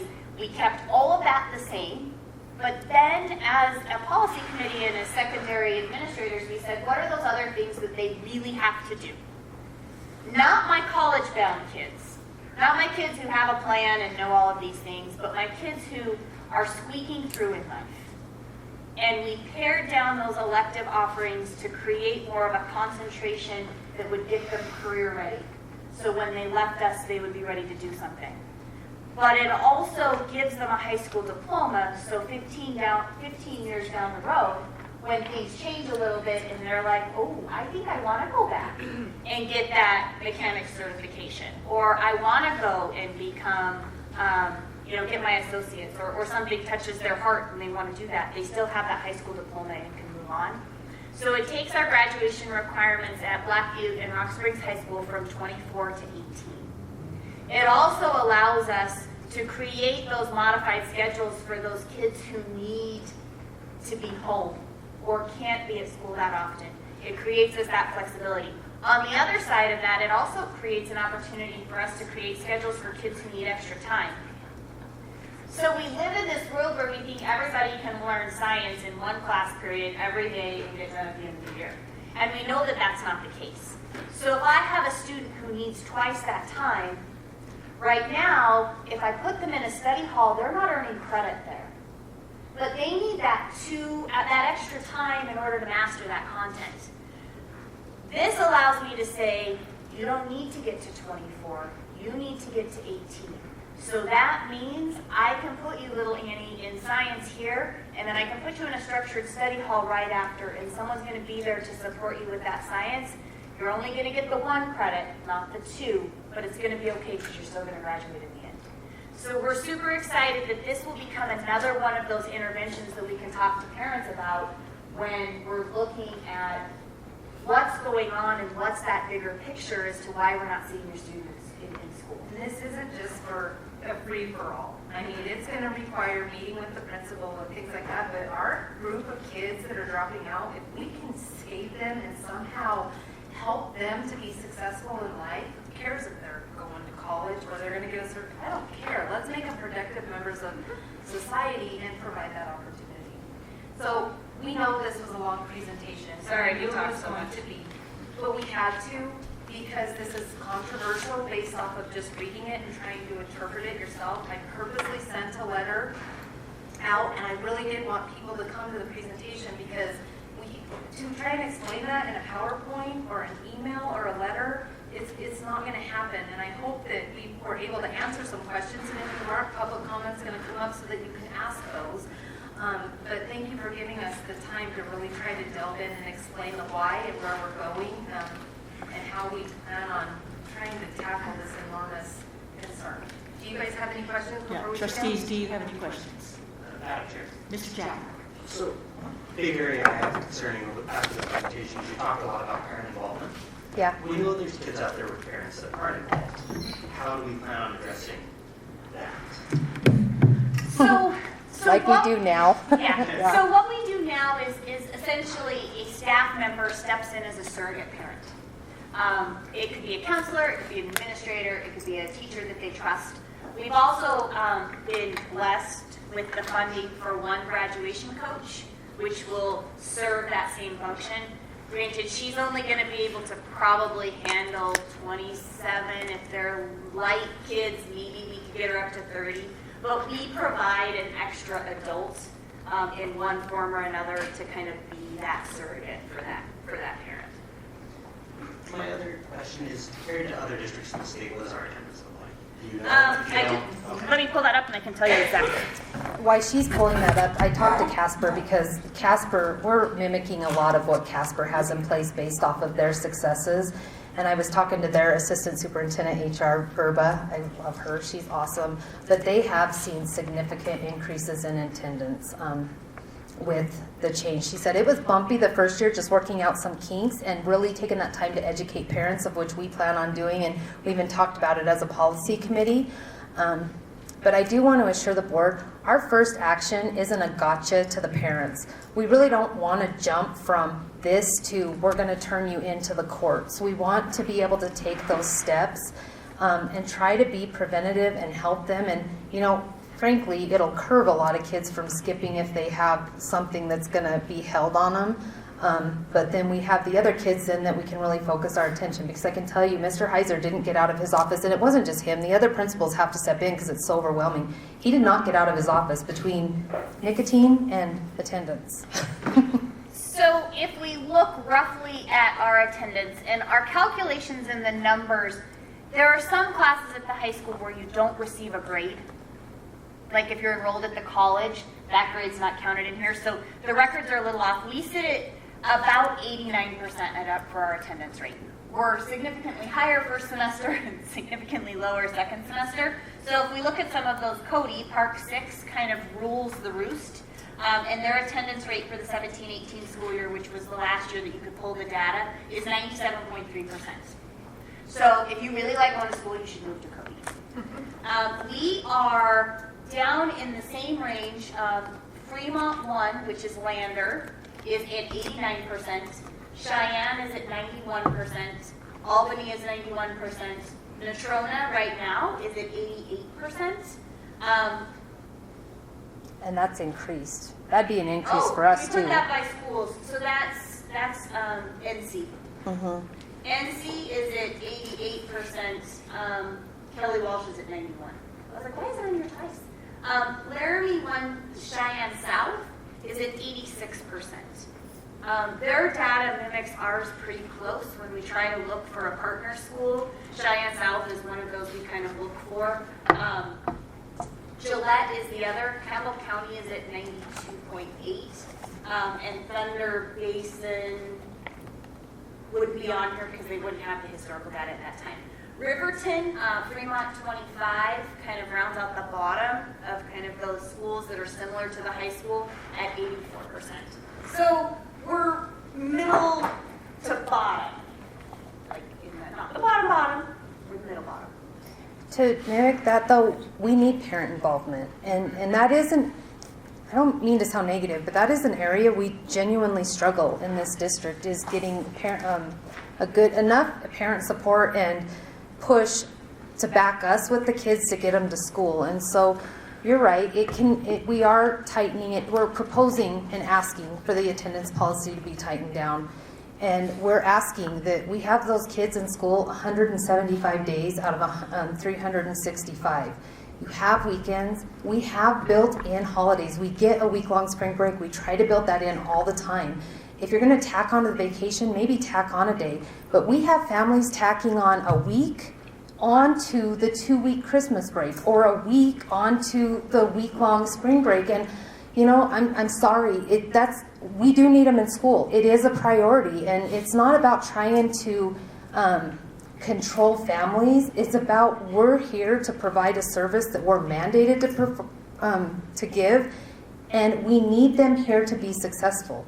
So you're right. It is hard for me to understand when you're like, well, we need to take this family vacation, and we need to go 2 weeks for hunting. And well, at some point, school's got to be a priority. It really does if we want them to be successful. And we're setting them up for failure and success in the habits and the things that we're allowing as parents.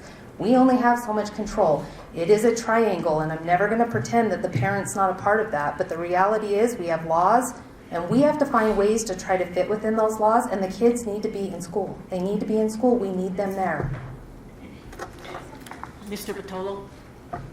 So, first of all, if I look back in this presentation, where you have information about the current attendance policy, and at this point, I guess it's still the policy that's in effect. Yeah. After the second unexcused absence, at the bottom of that little bullet there, I assume that's a state statute. It's 21-4-104A. Yeah. 2. Yeah. That is the, so again, if we're looking at this in the bigger picture, the state statutes are giving us those expectations. Oh, yeah. They're saying school's a priority. Exactly. Again, if I'm demonstrative, I apologize, but sometimes I ask questions so that everyone can know the answers to the questions. My second comment is also a challenge. I know that data supports pretty strongly that graduation rate can be correlated to kindergarten attendance. And I know that at the end, when graduation happens, it tends to be your fault because it's your high school and you're the high school person. Can we commit to looking at that earlier? Yes.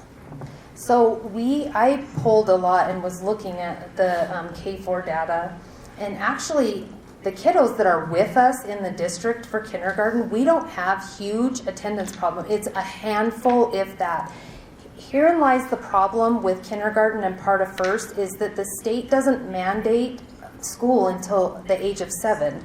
And so we literally have had parents cuss us out and say, I'll do whatever I want. The law states this, so if I want to miss 2 weeks, I'll miss 2 weeks. And, you know, it's not about controlling them, but I look at them thinking, well, what good are you doing the kid? And so it really ties our hands when we're not supported by the law to try and get them there to be able to teach them or be able to have our hooks in to really mandate that they're there. But I can honestly say in our enrolled kindergartners that are with us the whole time, not necessarily the mobility, our attendance rate in kindergarten is actually pretty high.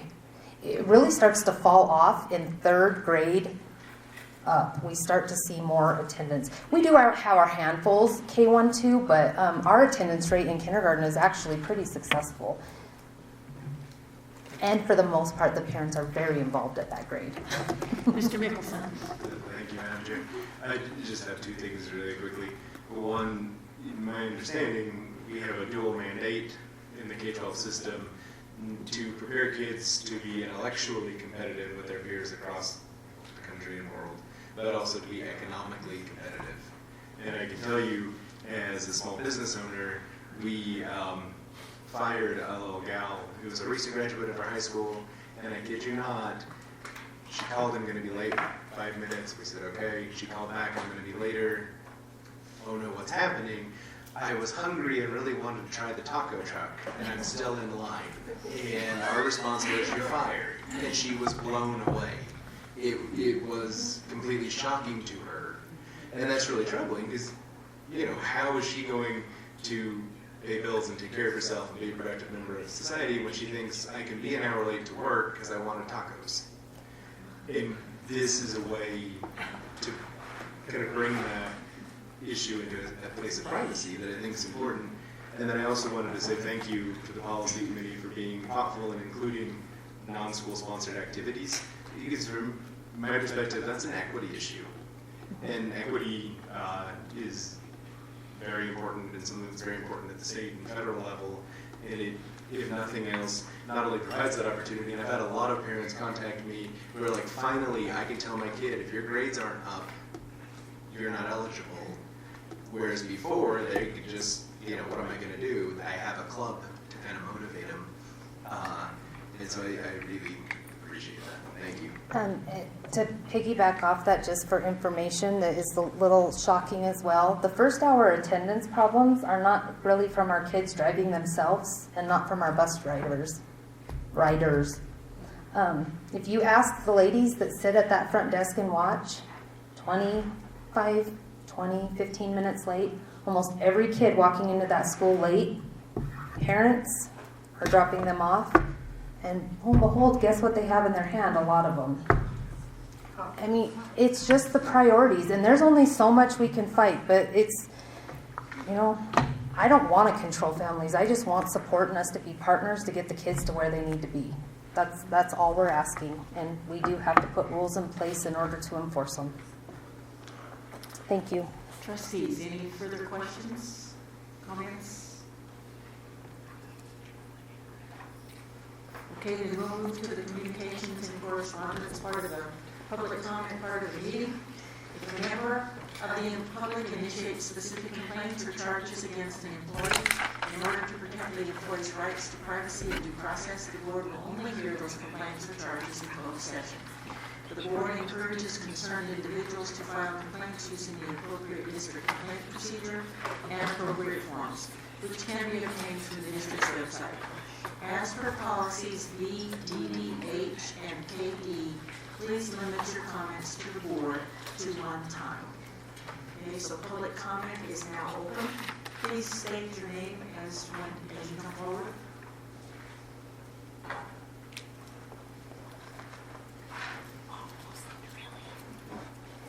Madam Chair, members of the board, Superintendent, Dan Salaroli, Director of Facilities. Just give me a brief update on East Side, the lawn at East Side. Talked to the contractor yesterday. We drove around, and he said he's finally going to be finished.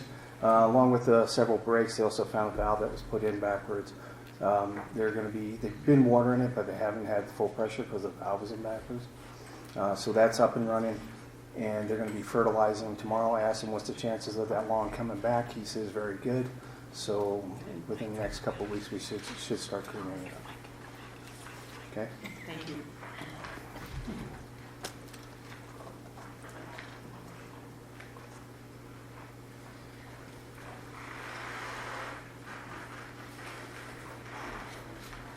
Hello, my name is Andrea Justice.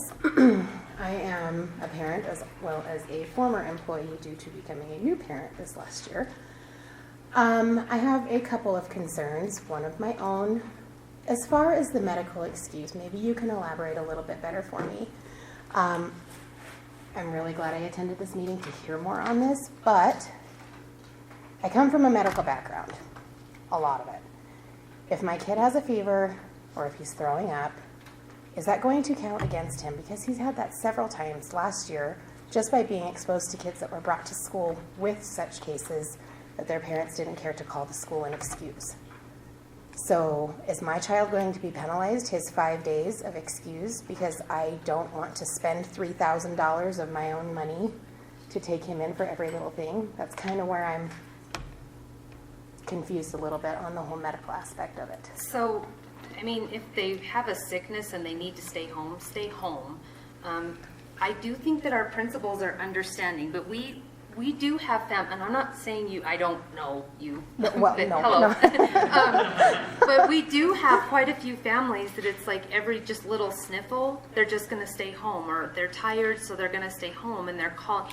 We genuinely know kids get sick and they're throwing up and have a fever, and just talk to the principal. We get it. I mean, we can start to see when habits are forming, or we're like, this isn't adding up. I mean, really? And we also know when things are hitting around the school. I mean, like the last week of school, when does that ever happen? And you know kids are sick because they never miss the last day of school. But I'm telling you, our attendance was in the tubes the last week, and it wasn't because they were skipping. We genuinely had a stomach bug that they didn't go to the doctor for. Principals are very aware of that when that's going around, and we're going to be understanding. We're not out to hurt people, and we get that things are going to happen, and we get there's going to be some bad years over others, especially sometimes when they're first into school and they're exposed to some bugs. But I wouldn't say that that's the typical year of a kid. Well, no, absolutely Right, not. but I there's just going to want be the exceptions, absolutely. The letter, as compared to coming in for the discussion, was quite vague, so that's why I wanted to clarify. And there's another parent, she had to leave, unfortunately, and I have worked with said parent, both personal and professional level, so I am going to keep a lot of the situation out as to not go against the confidentiality that I promised to the district in my 5 years. Said parent does have a very special needs child that requires a lot of health attention. If said child's older siblings are exposed to certain sicknesses at school and bring them home, could be life-threatening. In that instance, because she's not here, I agreed to try to get an answer. Is her older child going to be penalized for staying home during a huge flu epidemic at school that she's hearing about, and she happens to say, hey, I need to keep both of my kids home to prevent the one from being sick? Is she going to be penalized So for that? I would say that that's an extreme exception, and those are one of those things, again, I'm going to say, please conference with the principal. We know things in life happen, or there's going to be extreme circumstances like that. Now, there are things out of our control, such as if they've missed 10 days, we have to drop them. But we also have other avenues and options to go if a kid, per se, has to be homebound because of a medically fragile sibling. We may ask for some more verification and different things like that, but I would ask to conference. We're not out to hurt the kid, and especially when it's something out of their control, we have options that we can work with. I would just say, please sit down and communicate with the principals. They really will work with people. Well, and they have so far. That was one of her concerns. And it's a valid concern, but that is one of those, and that's why we wanted to make that a little more broad with the extenuating circumstances versus limiting us to just medical or just family emergency type thing. We do have options. So, okay. Yeah. Well, I appreciate you addressing that. Thank you. No problem.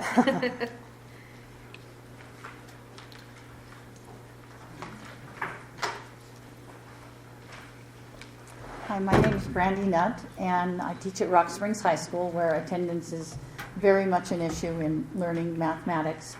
But when you're speaking of equity, we have more than just a handful of students whose parents can't afford insurance or doctor.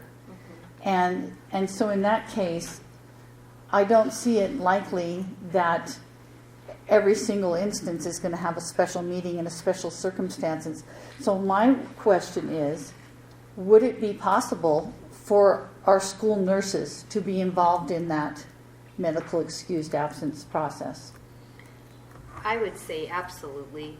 I mean, we've got kids that have an allergic reaction and are EpiPenned and sent. I mean, granted, if they're sent to the hospital, they could get a note, but sometimes, like, I have to use my daughter because I can't break FERPA. But my Stevie K, there's multiple times she's on prednisone and she's in there with a breathing treatment. I get called out of a meeting because her oxygen's falling to 88. I get her home. I get her on her plan from primaries. I don't have to take her to the doctor. The school saw that. I would say that this nurse absolutely could say that's a medical excuse. I mean, absolutely. But also, if a family or people can't afford insurance, I hope they tell the schools, because we have options through the state to be able to provide that for them. But absolutely, our nurses could step in. Our nurses are lifesavers. Because that's a possible equity issue. So Yeah, that's why I was absolutely. questioning it. Thank you for bringing that up. Thank you.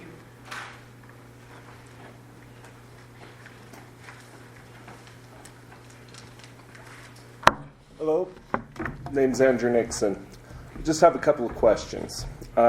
One, in the letter that I received and read online, excuse me, it said 48 hours notice. If you want something, now is that above the 5 excused days, or is that the 5 excused No, days? it's just anytime you're calling a student in, we're asking, or even beyond, if they even hit their 5 excused and they miss a day, we're asking parents to call in and excuse them, and we code it different to know that a parent called in. But yeah, we're asking within 48, if you can give it to us prior, absolutely. Okay, so it's not, you weren't asking for prior, you're saying within. Yes. Within, Okay. yes. Within returning, if we can get that excused, you know, if they were gone 3 days and they come, if we can get that excused within 48 hours, if you can notify us prior, great. So. Okay, but say for instance, there is, like, we have a family reunion coming up. It's back in the old country. We're not going to do that in 5 days. So what is that going to entail for the... So yeah. in cases like that, and we have things like that happen, we have a process for a prearranged absence where you would come in or send a little note and I'd give you a phone call and we would talk with, in those cases, the sooner the better, because then we can put a homework plan in place, make sure that all of the work is accounted for. Do we need to have some after school time? You know, what do we need to do to make sure that you're not getting behind? And as long as we're in an academically sound place, those are one of those places we can use that discretion that we didn't have before. Okay, and that leads into my secondary question. You've set down rules and regs for what is expected of the students and the parents, but yet it's the term discretion. Now, I am prior military, and I can tell you, and I'm sure you'll agree, if you allow discretion, there is always animosity and things of that nature that can take place. How will that be addressed? Well, we have that every day with anything. And the reality is that unfortunately, especially in education, we can't be black and white. We have individual situations that come up and we get there's family things. I would hope if it could be planned around it, and that's a discussion the principal's going to have, that things are attempted to. I get there's other things that come up that are out of people's control. We have to document all that and be able to justify all that. Okay, understandable. Because they're going to have to actually turn in these reports at the semester and at the end of the year so that we have them on file. Because it's not just a free-for-all, oh yeah, I'll just excuse that. And we're not just going to be free with it, but we also know life happens or situations happen, and otherwise we're going to be failing 75% of our kids, like right off the bat. And it's going to take a year to adjust. Let's be honest. We know families have planned some stuff this year, and now if we implement this, we're going to have an adjustment period and some rocky things, and hopefully some things can be readjusted, but we know it's going to be a little rocky this first year, and hopefully it'll be better the second year, and so on with that. And my last one is, it doesn't pertain to any of my children as of yet, but it struck me as kind of odd, where you said the standard is 24 credit, but you're slipping it to 18. That's what I was getting, please, if you could. The graduation, That's a good question. that is how that reduced diploma is structured. It's structured to provide the bare minimum. It takes what we would call that kind of well-rounded piece, the extra electives, the foreign language, the band, the choir, and we're like, you know what, some kids don't have time literally to invest in those things, and so we'll help them focus on a smaller section instead of that wide range. The process to qualify, if you want to call it qualify, for that reduced diploma is pretty intensive. It's going to be an identification by our achievement monitoring team that says this is a student who could benefit from this. There will be other interventions put in place first. There will be meetings with us as principals in order to create that plan because it is different. It's going to provide a different set of skills than a regular diploma would. Well, but that's what I'm asking. Why would anyone want to do 24 credits when they could do 18 and get the same diploma? Well, it'll eliminate some Hathaway opportunities. It could eliminate some entrances into college because there's requirements with so many electives for certain avenues that you want to take. But sometimes we have the kid that they have to work and they have to do this, but they really want to graduate. And so if we don't have some other route to work with them to at least get them the necessities, they're a dropout. Well, Yeah. but will this show up differently as, say, my diploma that I got from Utah, say somebody gets 18 credit diploma, is that showing up differently when they apply for work or No. when they apply for... No, it won't, because they are meeting the minimum, and actually our high minimum requirement is higher than most of the state's alternative options, to be truthful about that, which we had discussion about that. It won't show up different, and that's not our But it does intent show to- up as a secondary or an alternative high school diploma? No. No? No. Okay, It because I still know will show Utah up as a has di- that. Yeah, no, it Okay. still shows up as a diploma. But it's not the route that we're going to promote for kids, because it's really not the route that's going to give them the tools that they need on the routes that they want to go. But it's not going to hurt, it'll help those kids, that select, population, that we're going to lose them if we don't do something to help them. That really is what that is for, is that select population in it. They may not get a Hathaway scholarship, but they probably weren't planning on going to college anyways. They're probably planning on going maybe to a trade school, and that will help them in that, So it's really for a select population, and it's not something, we have to approve it. So it's not definitely a free-for-all. Yeah, it's, yeah. And we're not promoting. No. No, this Not isn't like promoting. we're gonna go out and say, oh, who wants to sign up for this new fancy plan? This is we have identified this group of kids who are in need, who need something different. The kid could self-refer to that process, a parent could refer to that process, but it's the idea that this is a small group. We're probably looking at 5 to 10% of the population, depending upon the school year, the needs of the kids, that need something that's different. I see. All right, thank you much.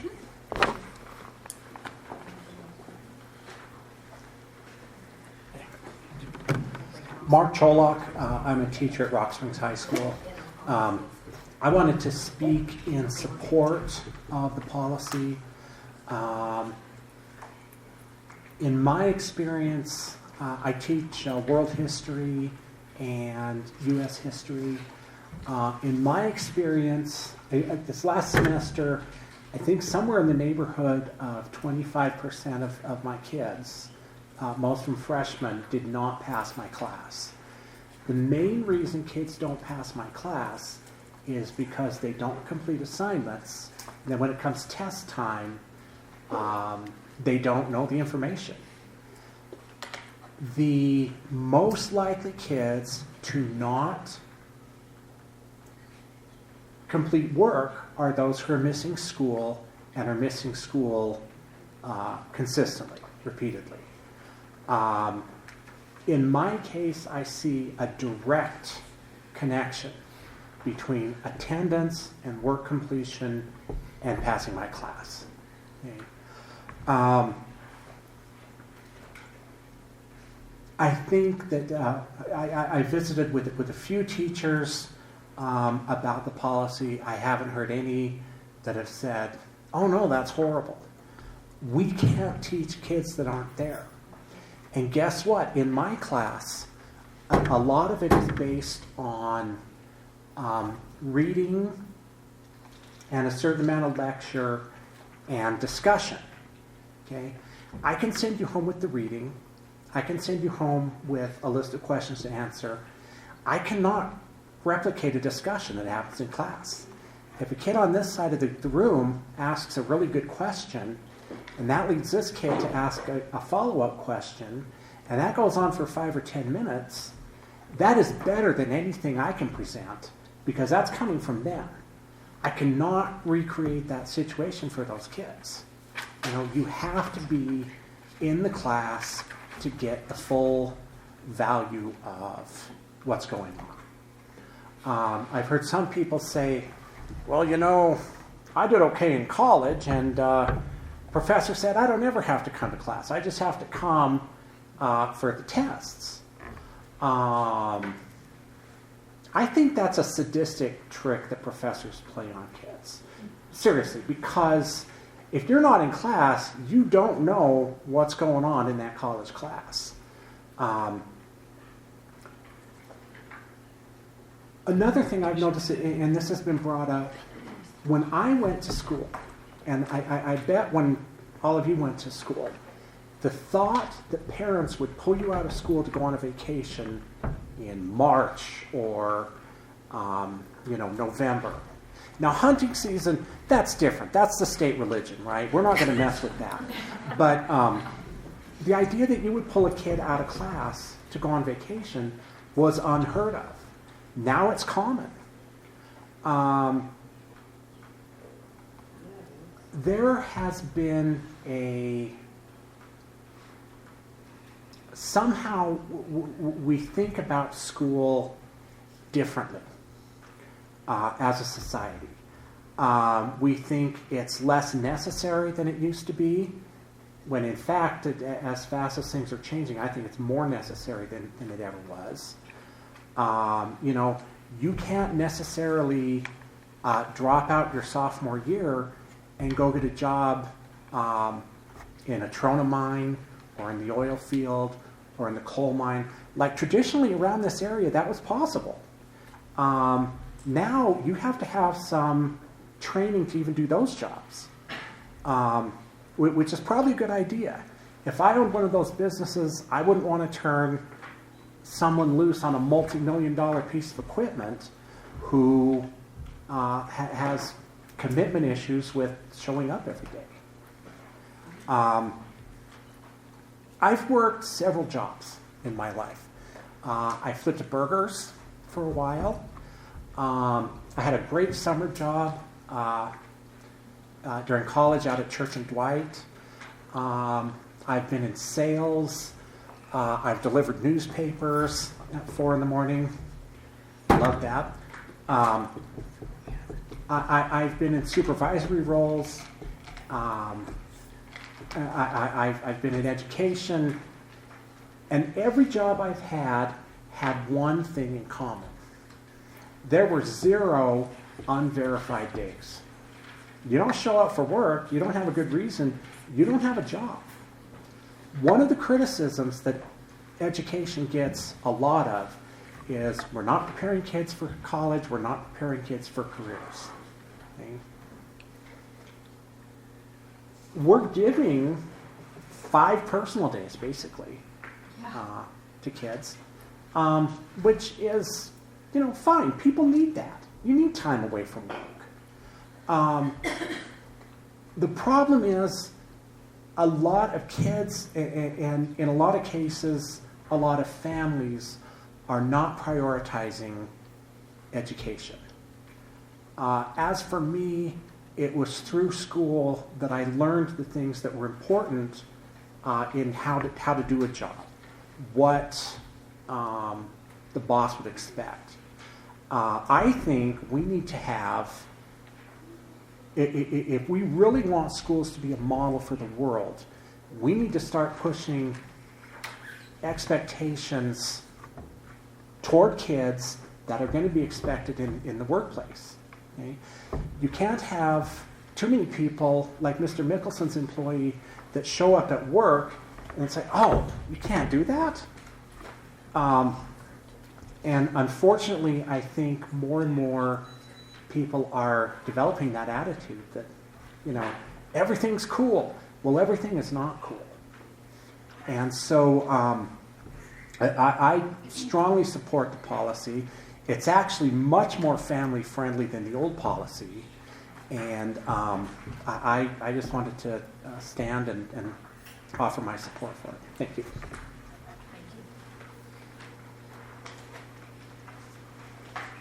Sneak up here. Hi, my name is Elizabeth Bingham, and I'm just live here in Sweetwater County. I'm actually a homeschool mom. So because of this outrage, there were lots of people contacting me for, I'm just going to pull my kids out. And homeschool is not for the faint of heart. No, it is not. Okay? And it is not a reason how do I word this? If government agencies of any kind cross that threshold of parental rights so far that you then have to exercise that, then at that point, sure, that makes perfect sense. And there are cases across this nation that are really scary, okay? And they've read these stories. They've read these DFS stories of taking their kids and all of that. Okay, what I want to say is that I want to commend you for this policy. I came here going, I wanted to just come here. I really didn't read where there was too many problems. I felt, now, I'm not saying that I understand how to interpret state statute, but I certainly have read over them many times. I would just like to read this, that in 21.4-101, Section A2, habitual truant means any child with 5 or more unexcused absences in any one school year. So this district is providing, like you said, 5 basic like personal days per. That's fantastic. That's not how it read. I will have to say that's not how people read that. They read that like, okay, now we've got 5, and I have to explain all 5 of these and get a doctor's note for everything. So I just want to just say on record that what you're doing is you are making it more friendly. And I think that the number one problem, they say, if I've got my facts straight here, in employment today is absenteeism. So there is nothing wrong with schools saying you kind of have to be present as long as we don't cross over, parental rights. And I think that you are going to struggle that first year in like that determination, right? But I think this idea that there's an alternative way to help those that lifeboat for those kids that aren't going to graduate. Not that you're going to promote that as this is the new way to go, but it is not. We're not prepared for college. They're not prepared. They have to show up. This is why remediation is not just because public schools aren't doing their job. That's not the case. They're not there. They're not showing up. And yes, there are times where maybe getting coffee. Maybe spending some time definitely with your child is definitely really important. That's what maybe makes them get through the rest of the week. Right. That's not an excuse for exercising your parental rights, I guess, is in my opinion. So I'm going to be pretty unpopular with some homeschool parents, I just have to tell you. But I couldn't sit back and not say something because I'm really thrilled. I'm really thrilled to hear that. And I'm thrilled to be able to go back and talk to parents and say, look, this is really what they're saying. And actually, if they align completely with state statutes, it'd be a lot worse. It's a lot worse than this. Yeah. And the part where it says explain the reason for absence, that as soon as you said that part, like, no, you don't have to explain anything to me. That's perfect. That's 5 days that you don't have to explain anything. That's fantastic. So yeah, I do think you're going to, I think anyone's going to run into that where you're like, oh, what's approved and what's not approved, and definitely going to the doctor. If you can work out that school nurse thing, you're going to really relieve a lot of parents' worries over finances. But I just have to commend you and thank you for making, as a homeschool parent, thank you for making attendance and mastering subjects important, not just let's get a D and get through. So thank you very much. Thank you. Further public comment?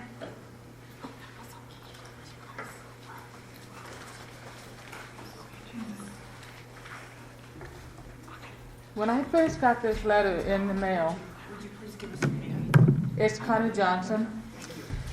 When I first got this letter in the mail, I was livid. I really think you guys need to postpone this vote because, for one thing, the letter by itself came by snail mail.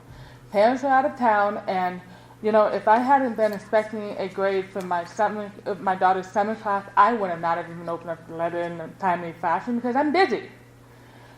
I feel like the parental input is being actively sabotaged when it comes to the controversial issues such as the late school start, 4-day school weeks, and now this attendance policy.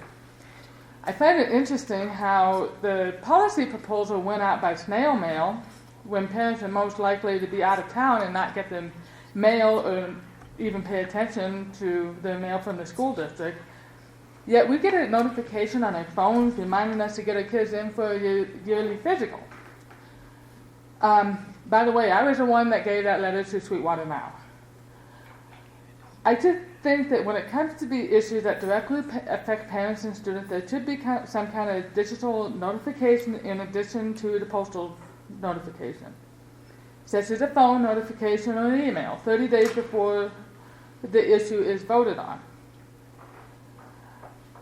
I actually have defended you guys against people because you guys are getting kind of the blame and the credit for this policy proposal when I know that it came out of the administration and the committee. I think that by you requiring the administration to issue both a postal and a digital notification on concrete issues such as this, you are seizing an opportunity for more accountability and transparency. At least one of you knows just how hot under the collar I am at this attendance proposal. So I'm just going to say one last thing. Two of you were my high school teachers. In the 90s, the last time you had a draconian attendance policy that held our grades hostage, I remember two things.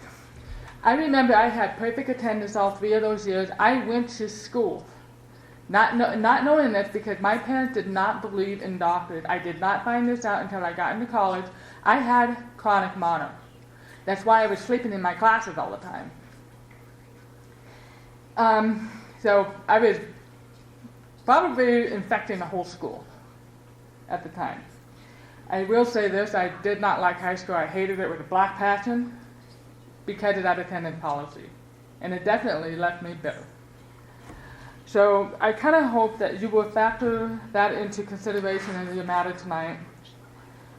I am going to mention something to the parents in this room if you are interested.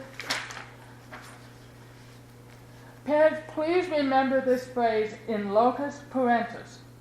It is Latin for in place of the parent. It was upheld and clarified in 2007 Supreme Court case, Morse versus Frederick. What this means for you is once you enroll your child in a public school, your child becomes a school child as well. The state statute on compulsory age for attendance is rendered moot once your child is enrolled in school. Therefore, your 17-year-old can still face legal consequences for skipping because your parental right essentially vanished at the school of enrollment. The school district can request a DA to file juvenile delinquency charges on the account of truancy of your 17-year-old. Now, the good news is there is an alternative to public schooling, and that is the homeschooling. My colleague, Janet Williams, was supposed to be here tonight. She ended up having a family emergency. But she is a homeschooler out of Evanston with 27 years of homeschooling experience. So she knows the law very well.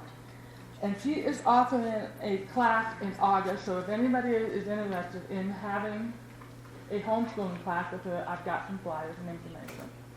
Thank you.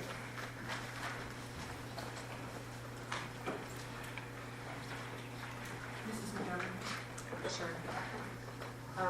Chairman Jellicoe, just a quick note. That information, that letter and the press release, it went out on our district Facebook as electronic, of course.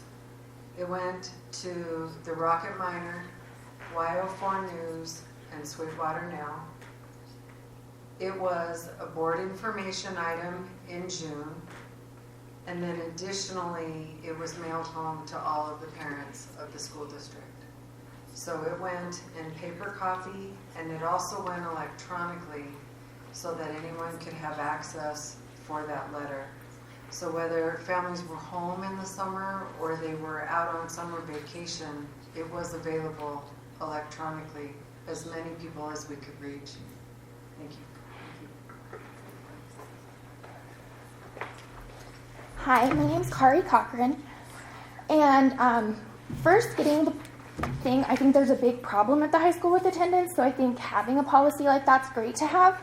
My one concern was having 8 unexcused absences and having to fight for it. When I had a son who missed 3 class periods all second semester and had to fight to even pass the class, and he had teachers that were gone from some of these classes, I would say even sometimes more than 8 class periods. And so having some of those things, I wonder about some of the the teacher involvement in class and how many times they're absent in correlation to the students.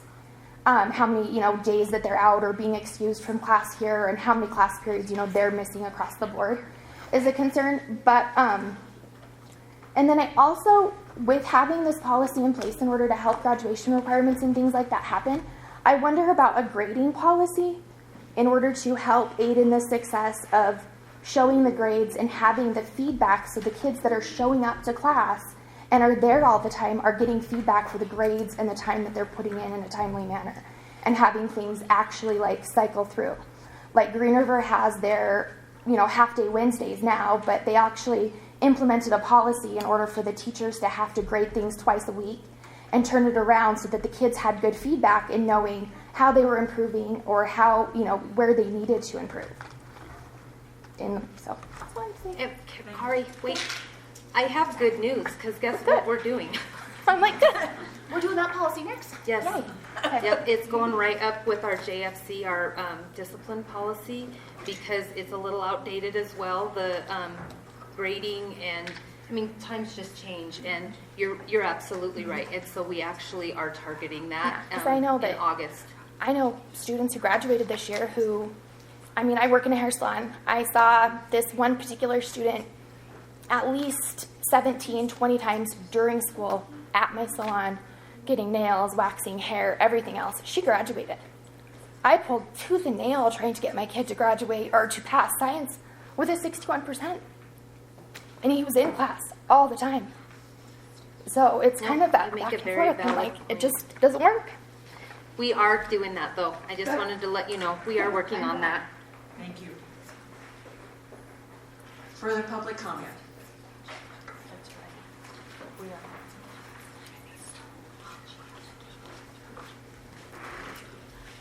Marty Albert, first grade at Sage. So I text these meetings to a whole ton of people at our school.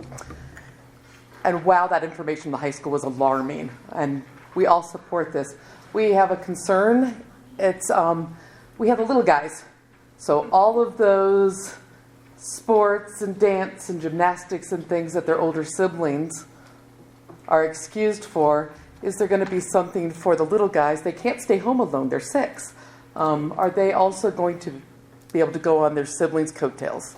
So we talked about that actually at length, and we talked about the people in town that have family and support and those that don't, and we really listened to the people that don't necessarily have a lot of family, and school is still a priority, and I don't know that they should be being pulled all the time either, and so they will only count as excused absences.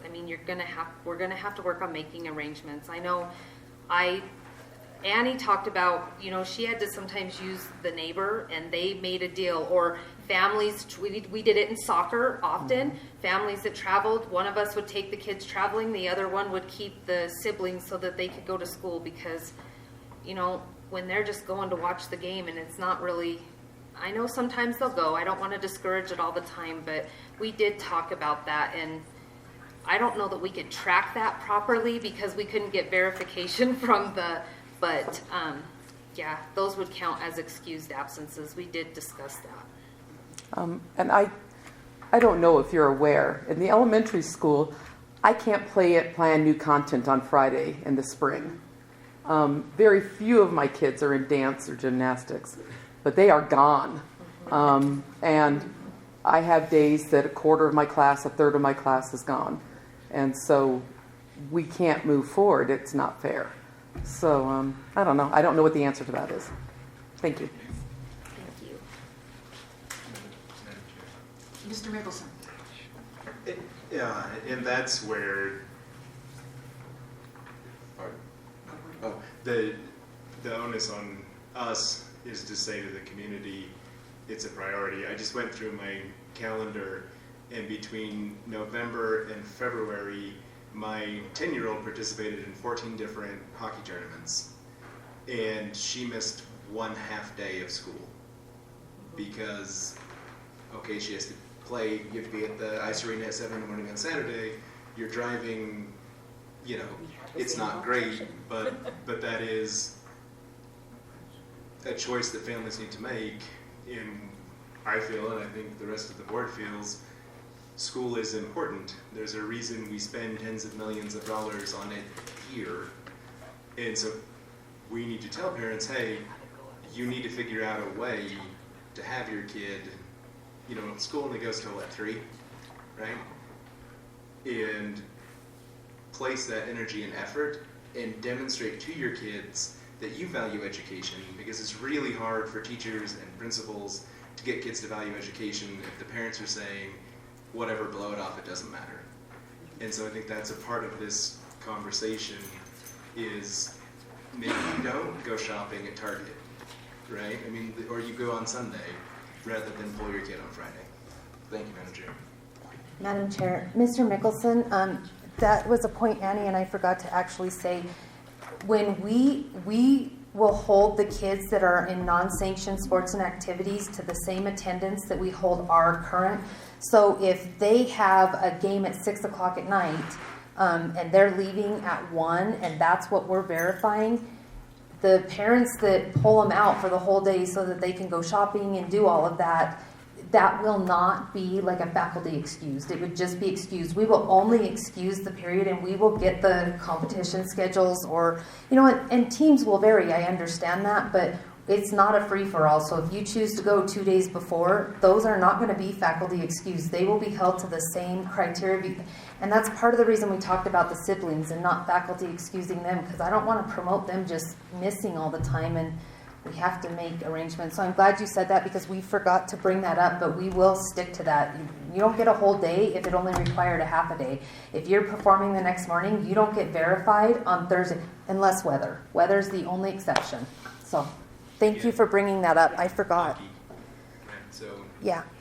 weather is always a thing. Right. But 1/2 day in an entire season, because school matters. And our state's worked really hard with the sanctioned sports to eliminate that, so it's important for us to uphold that too. And I would say in that same vein that's part of that conversation that we're hoping happens at the dining room table, in that conversation that happens. And it's no longer the conversation where I'm sitting with my little one. We about the same thing. I've counted ours up. We were at about 17 soccer tournaments, and we missed 2 days of school. But AJ will routinely come home and say, Mom, are we leaving tonight? And I'm like, no, buddy, we're going to school tomorrow, and we'll leave after school. And he's like, well, but all my friends aren't going to be there tomorrow.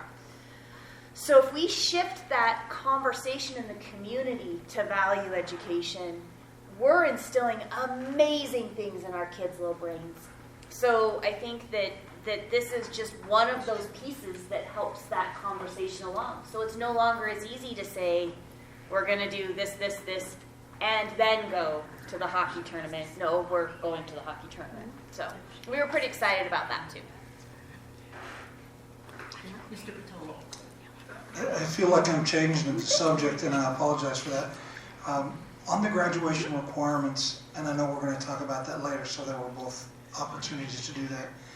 How are we going to manage that, as far as letting kids know about that as an opportunity, but also, as the gentleman said before, I'm concerned about a kid saying, well, I wanted to graduate through the normal pathway and be eligible for half the way, but now I find myself in the second semester of my senior year, and I think I want to change my academic plan. I'm asking that question again because I want to know, but I want everybody else to know too.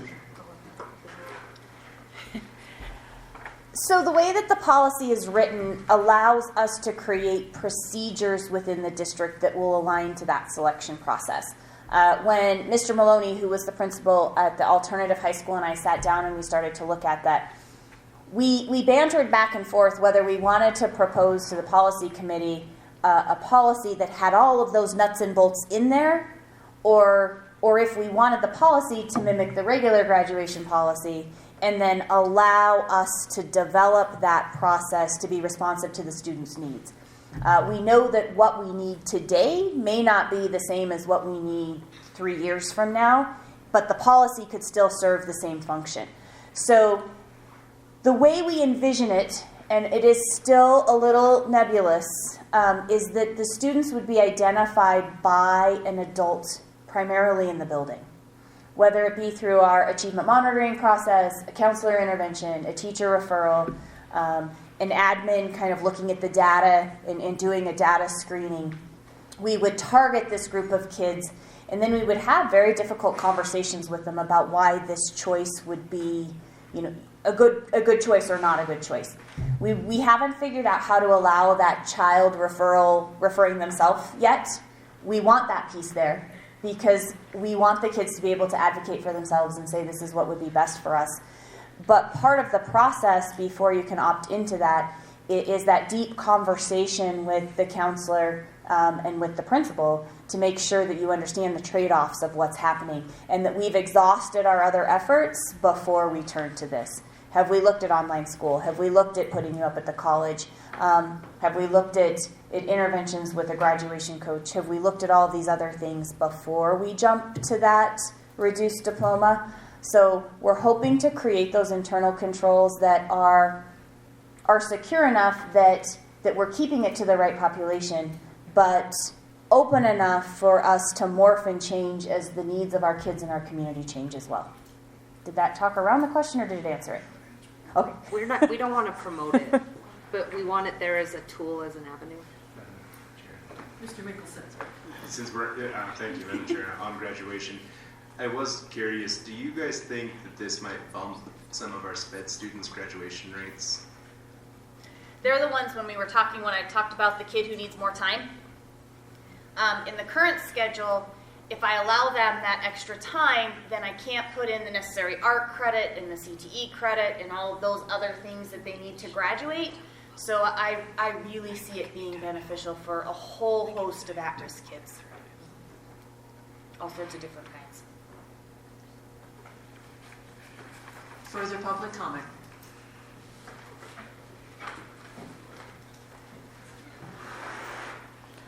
I look at those statistics and things you put up. That is alarming. I'm Carrie.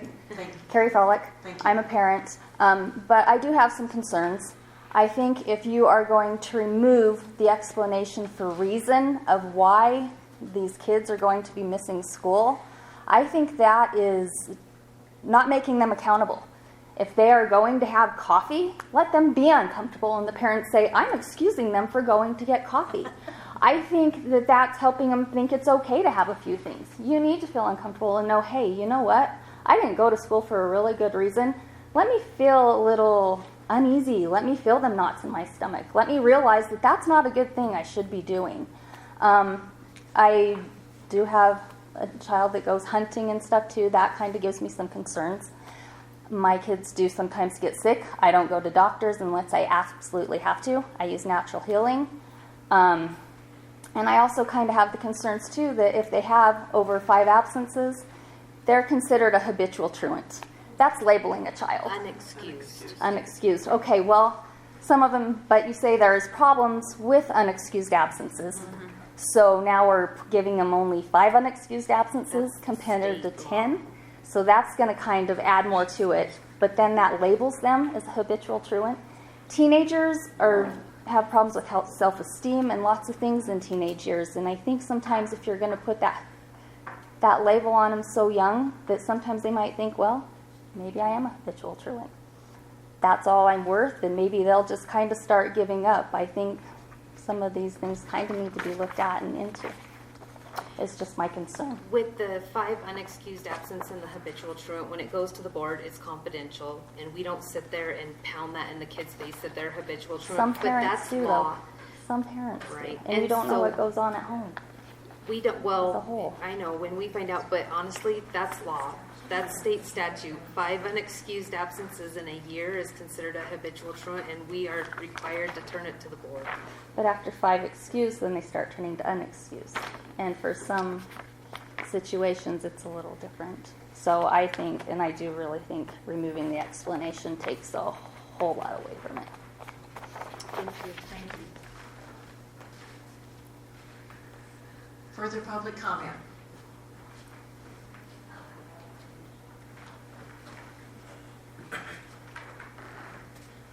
Yeah, I'm Don White, and my concern is with sickness, disease, cold, stuff like that. Is this policy change going to force a parent, or not really, make a parent want to force their children being sick to go ahead and go to school so they don't get failed out of a class? You know, that's my concern. I mean, that's why I clapped earlier when you said, if you're going to sick kids, stay home. If you're going to sick kids, stay home. Period. You know, we don't need catatonic outbreaks of 3 and 5 day flu bugs and stuff. But that was my concern about it.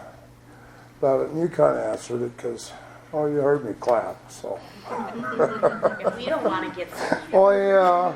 You know, being here in Wyoming in our unsettled weather, there's a lot of substance-based to be temporarily contained from sickness and stuff like that.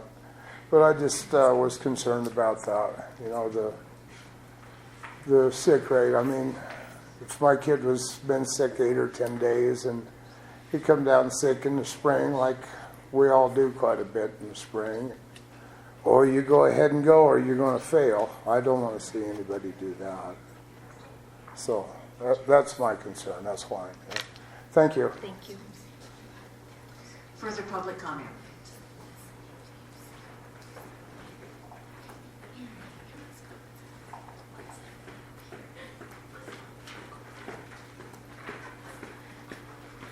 My name is Julie Rasmussen, and I have a kid that's going into 7th, and I will have one coming into kindergarten. Both of them are chronically ill. My oldest has fever of unknown origin, so it's pretty common for him to spike fevers, 103, 104.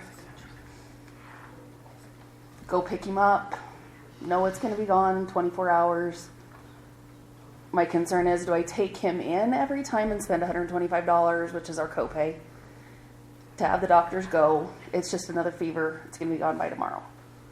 Is kind of my concern with If you have a chronically ill child that has an illness that's impeding their academics and we need to accommodate, I need to get your contact information actually. Because we've run into it before with schools, where 2 years ago, he wound up with H1N1 flu the second week of January, and then turned around on spring break and got influenza A and B with mono.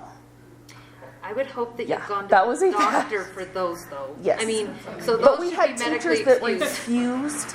literally refused to send work home or anything. So that's not acceptable if that happens, but I really do need to get your contact information, because if you have chronic illness that is impeding that, we really need to discuss the options. And that's of my what I huge go concern for. with my kindergartner, because he has a condition called FPIES, which is an allergy condition based in your gut, and your reactions can be 12 hours later. Well, let me get your name and number, and I will get with you so we can work through this. I mean,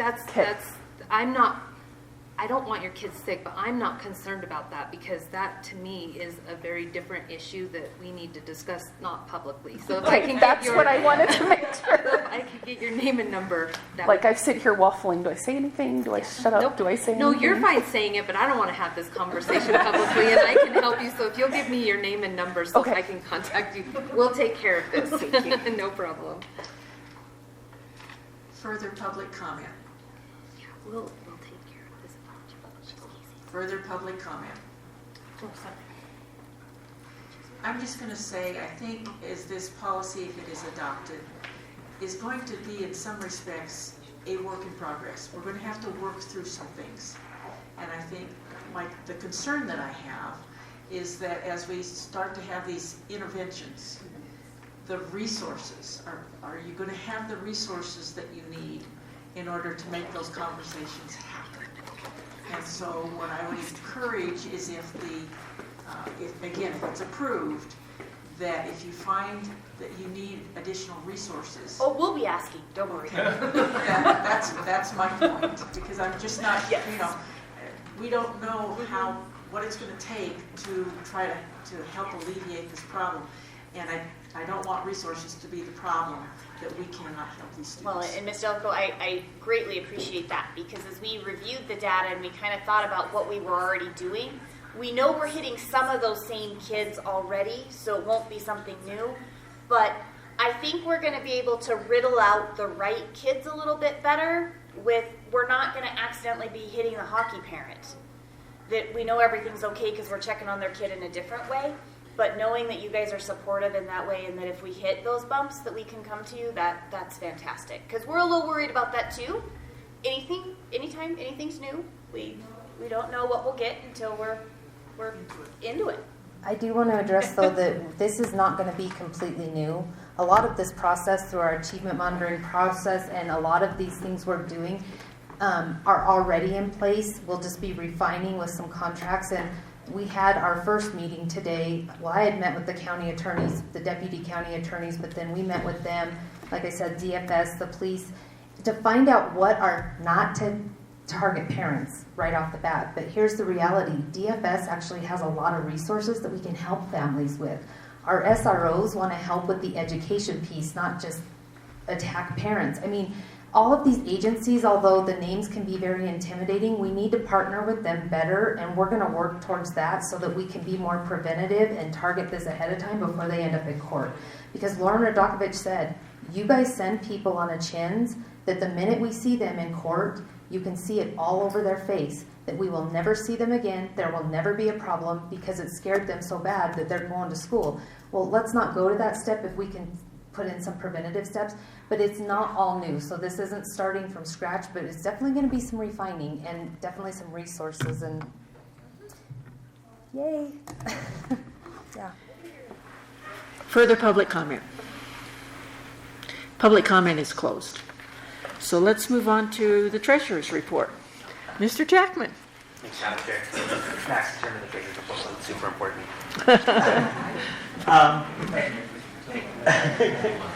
For the general fund, we had a beginning balance of $23,116,306.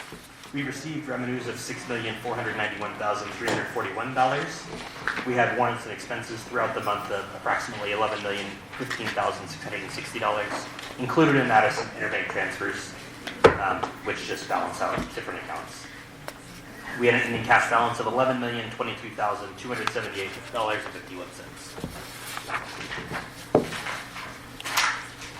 For the school lunch program, we had deposits of $351,157. We had warrants and expenses of $589,696 for a total balance at the end of the day of $238,238.23.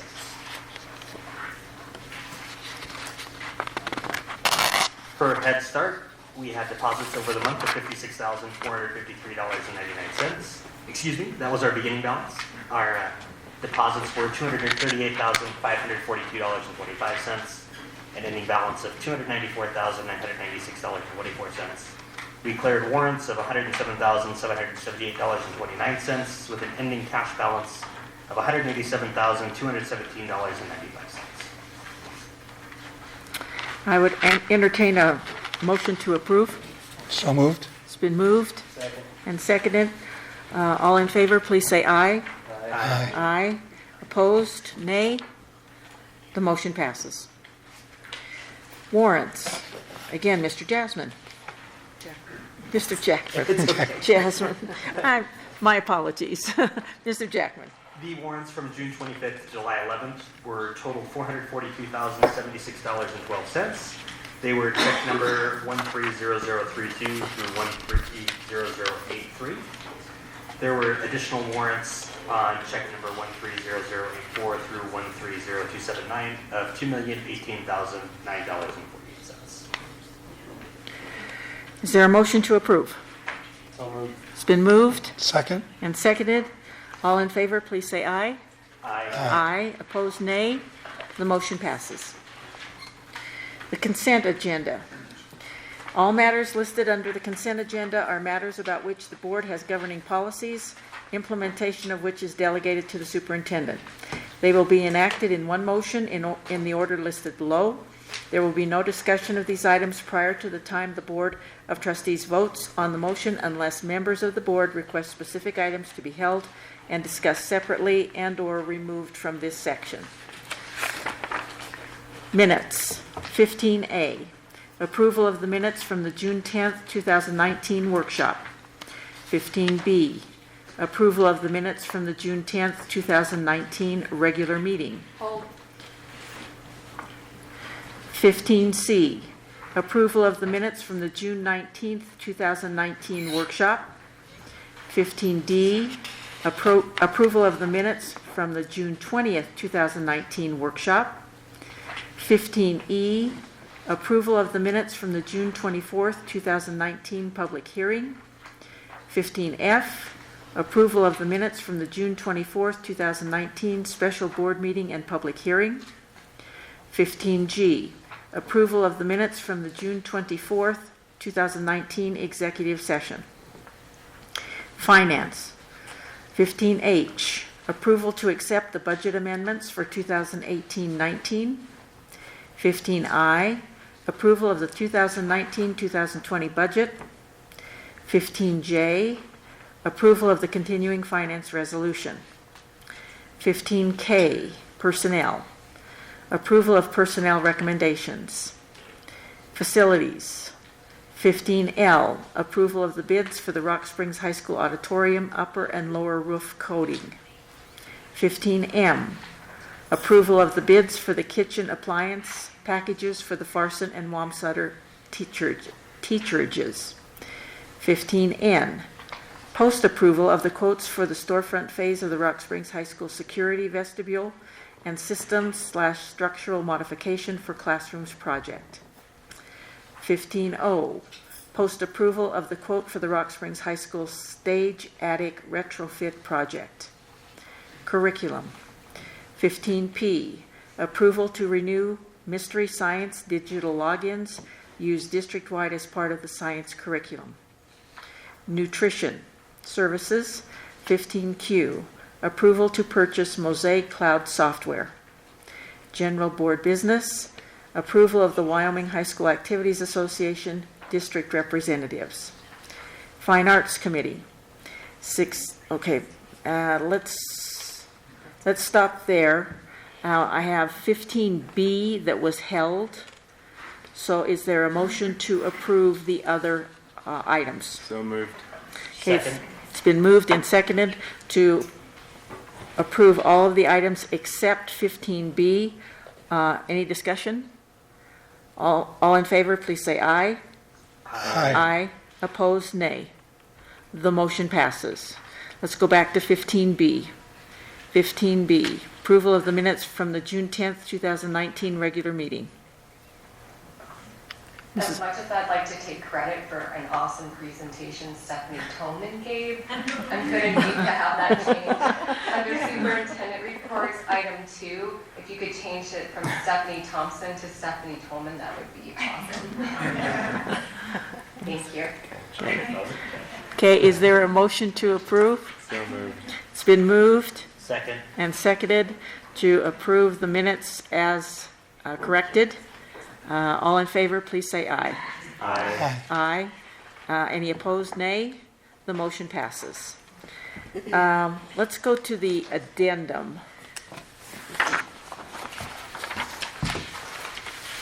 Okay, the addendum personnel accept the hire of Hannah Becker, accept the hire of Michael Baker, accept the hire of Dogan Gunduz, and accept the letter of retirement of George Chopsky.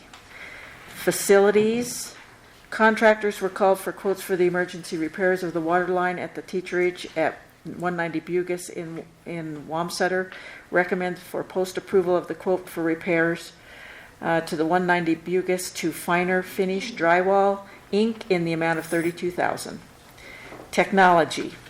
Recommendation to authorize the district's information technology department to renew Plato licenses in the amount of $12,523.80. Transportation. Recommendation is to award the bid for the purchase of mechanic fluids to Homax Oil Sales, Inc. in the amount of $13,026.50 based on specific specification of the bid. Is there a motion to approve the addendum? So moved. It's been moved. Second. And seconded. All in favor, please say aye. Madam Chair, Mr. Jackman. on the transportation section, it has 13,036.50 in the list, but then the approval of 13,026.50, which I'm assuming it's just a typo. I don't think it matters that much, but We'll just have to verify Yeah. which one it is. We'll just have to verify which one it is, so maybe the 30.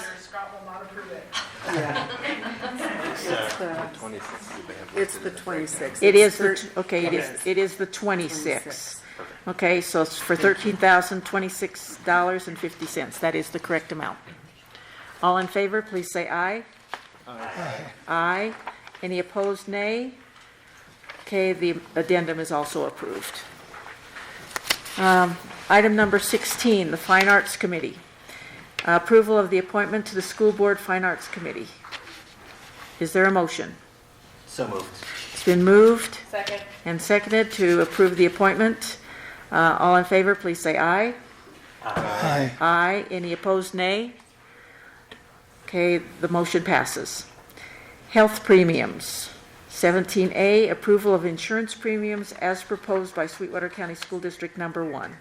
So moved. It's been moved. Second. Is there a second? Any discussion? Okay, all in favor of approval of the insurance premiums, please say aye. Aye. Aye. Opposed, nay. Motion passes. General Board Business.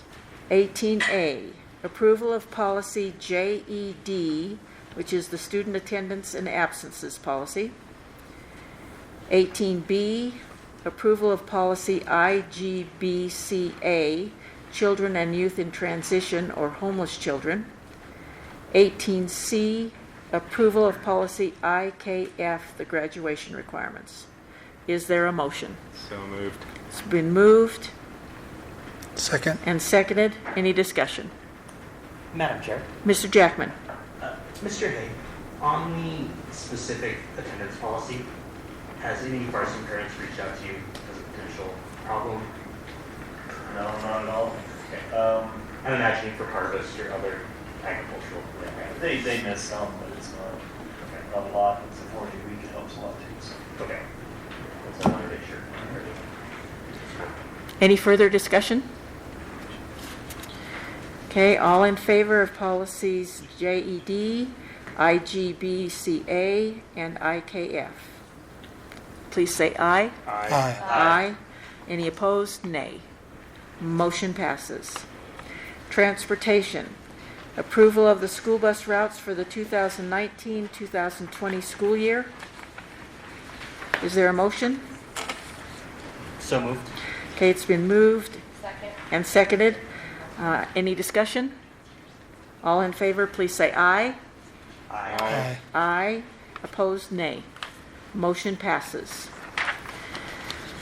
Number 20, Student Laptop Handbook. Approval of the Student Laptop Handbook. Mrs. Tolman.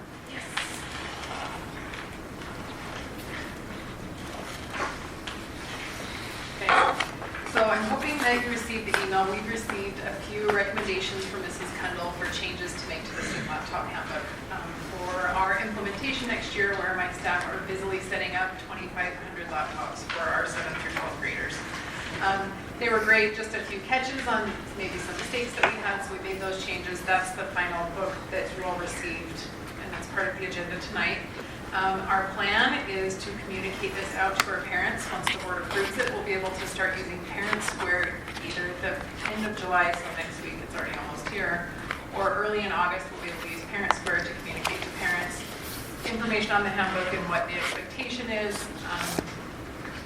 Yeah, we're just moving everything forward. You know, once this goes, we'll be able, our Parent Square app will be rolled out to parents after we roll Power School tomorrow. So that's, and we control if they get the message, kind of like School Messenger and like Schoolway, where they decided if they wanted to download the app. So now we enroll them into the notifications. So that'll be kind of our first wave of bringing parents in. Okay. Any questions? Mrs. Thompson? I did have kind of a question and a comment. So we all know these 7th through 12th graders are not going to read this entire handbook. So Do we have some sort of a condensed version where you can tell the kids, okay, you can do this, this, this, this, don't do this, this. Every this. time they sign into the computer, the condensed version is right there. Okay, thank you. Any further discussion? Mr. Jackman? Section 3.5, sound, music, games, or programs. I know a lot of the curriculum has game-based learning.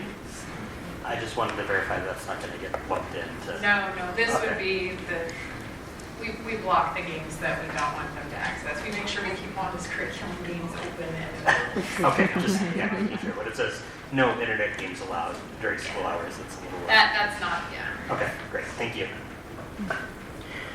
Any further discussion or questions? Okay, is there a motion to approve the student laptop handbook? So moved. It's been moved Second. and seconded. All in favor, please say aye. Aye. Opposed, nay. The motion passes. Item 21, 2019-2020 Athletic and Activity Handbooks. Approval of the Athletic and Activity Handbook changes for the 2019-2020 school year. Is there a motion? So moved. It's been moved Second. and seconded. Any discussion? Madam Chairman, Mr. Batolo? Ms. Fletcher, I know that Mr. Jasmine is at WHSA now, I think. Can you give us the reason that this was changed? Yeah, Nicole will help me. I'm kind of tag Okay. team. We were trying to be proactive instead of reactive to some of the issues that had popped up along the way. So when kids are sick, if they're sick enough to not be in school, they're sick enough to not be in practice. We want them to get better. We're just having that discussion. So we wanted to make sure that we were clearly delineating that process in this first part right here, because we have kids, it's kind of tag team with the attendance policy. We have kids who know how to be here for just enough of the day so that they're eligible for practice, so they're eligible for the game. We want them to be there as much as humanly possible when they're well and whole when they're sick. So that was kind of those pieces. Was that the part you had questions on? Yes, ma'am. Believe it or not, That's the biggest. our athletes and our kids in activities, they play the system too sometimes. Yes, they do. We wanted it even one because what was happening was they would miss like a half a day. Typically our ineligible students would then miss the next half a day to get all their work miraculously made up and get to the teacher and get to half of their classes. And they had 48 hours to get it excused, and it never got excused, but they've already participated in the event. And so we're just saying, period. You miss a period, you're done. Like, you don't get to practice because we need to hold them to a higher standard too. And it was a beautiful artwork pulling up some of their attendance and the amount of unexcused skipped classes all over the place because they could play. And I was just like, that is unacceptable. They should not be participating in the sport if they're going to miss a class. It was select classes, and so we just said it's not allowable anymore. Thank you for that explanation. Again, that's something you can't read if you read this policy. So thank you. Any further? Okay, is there a motion to approve?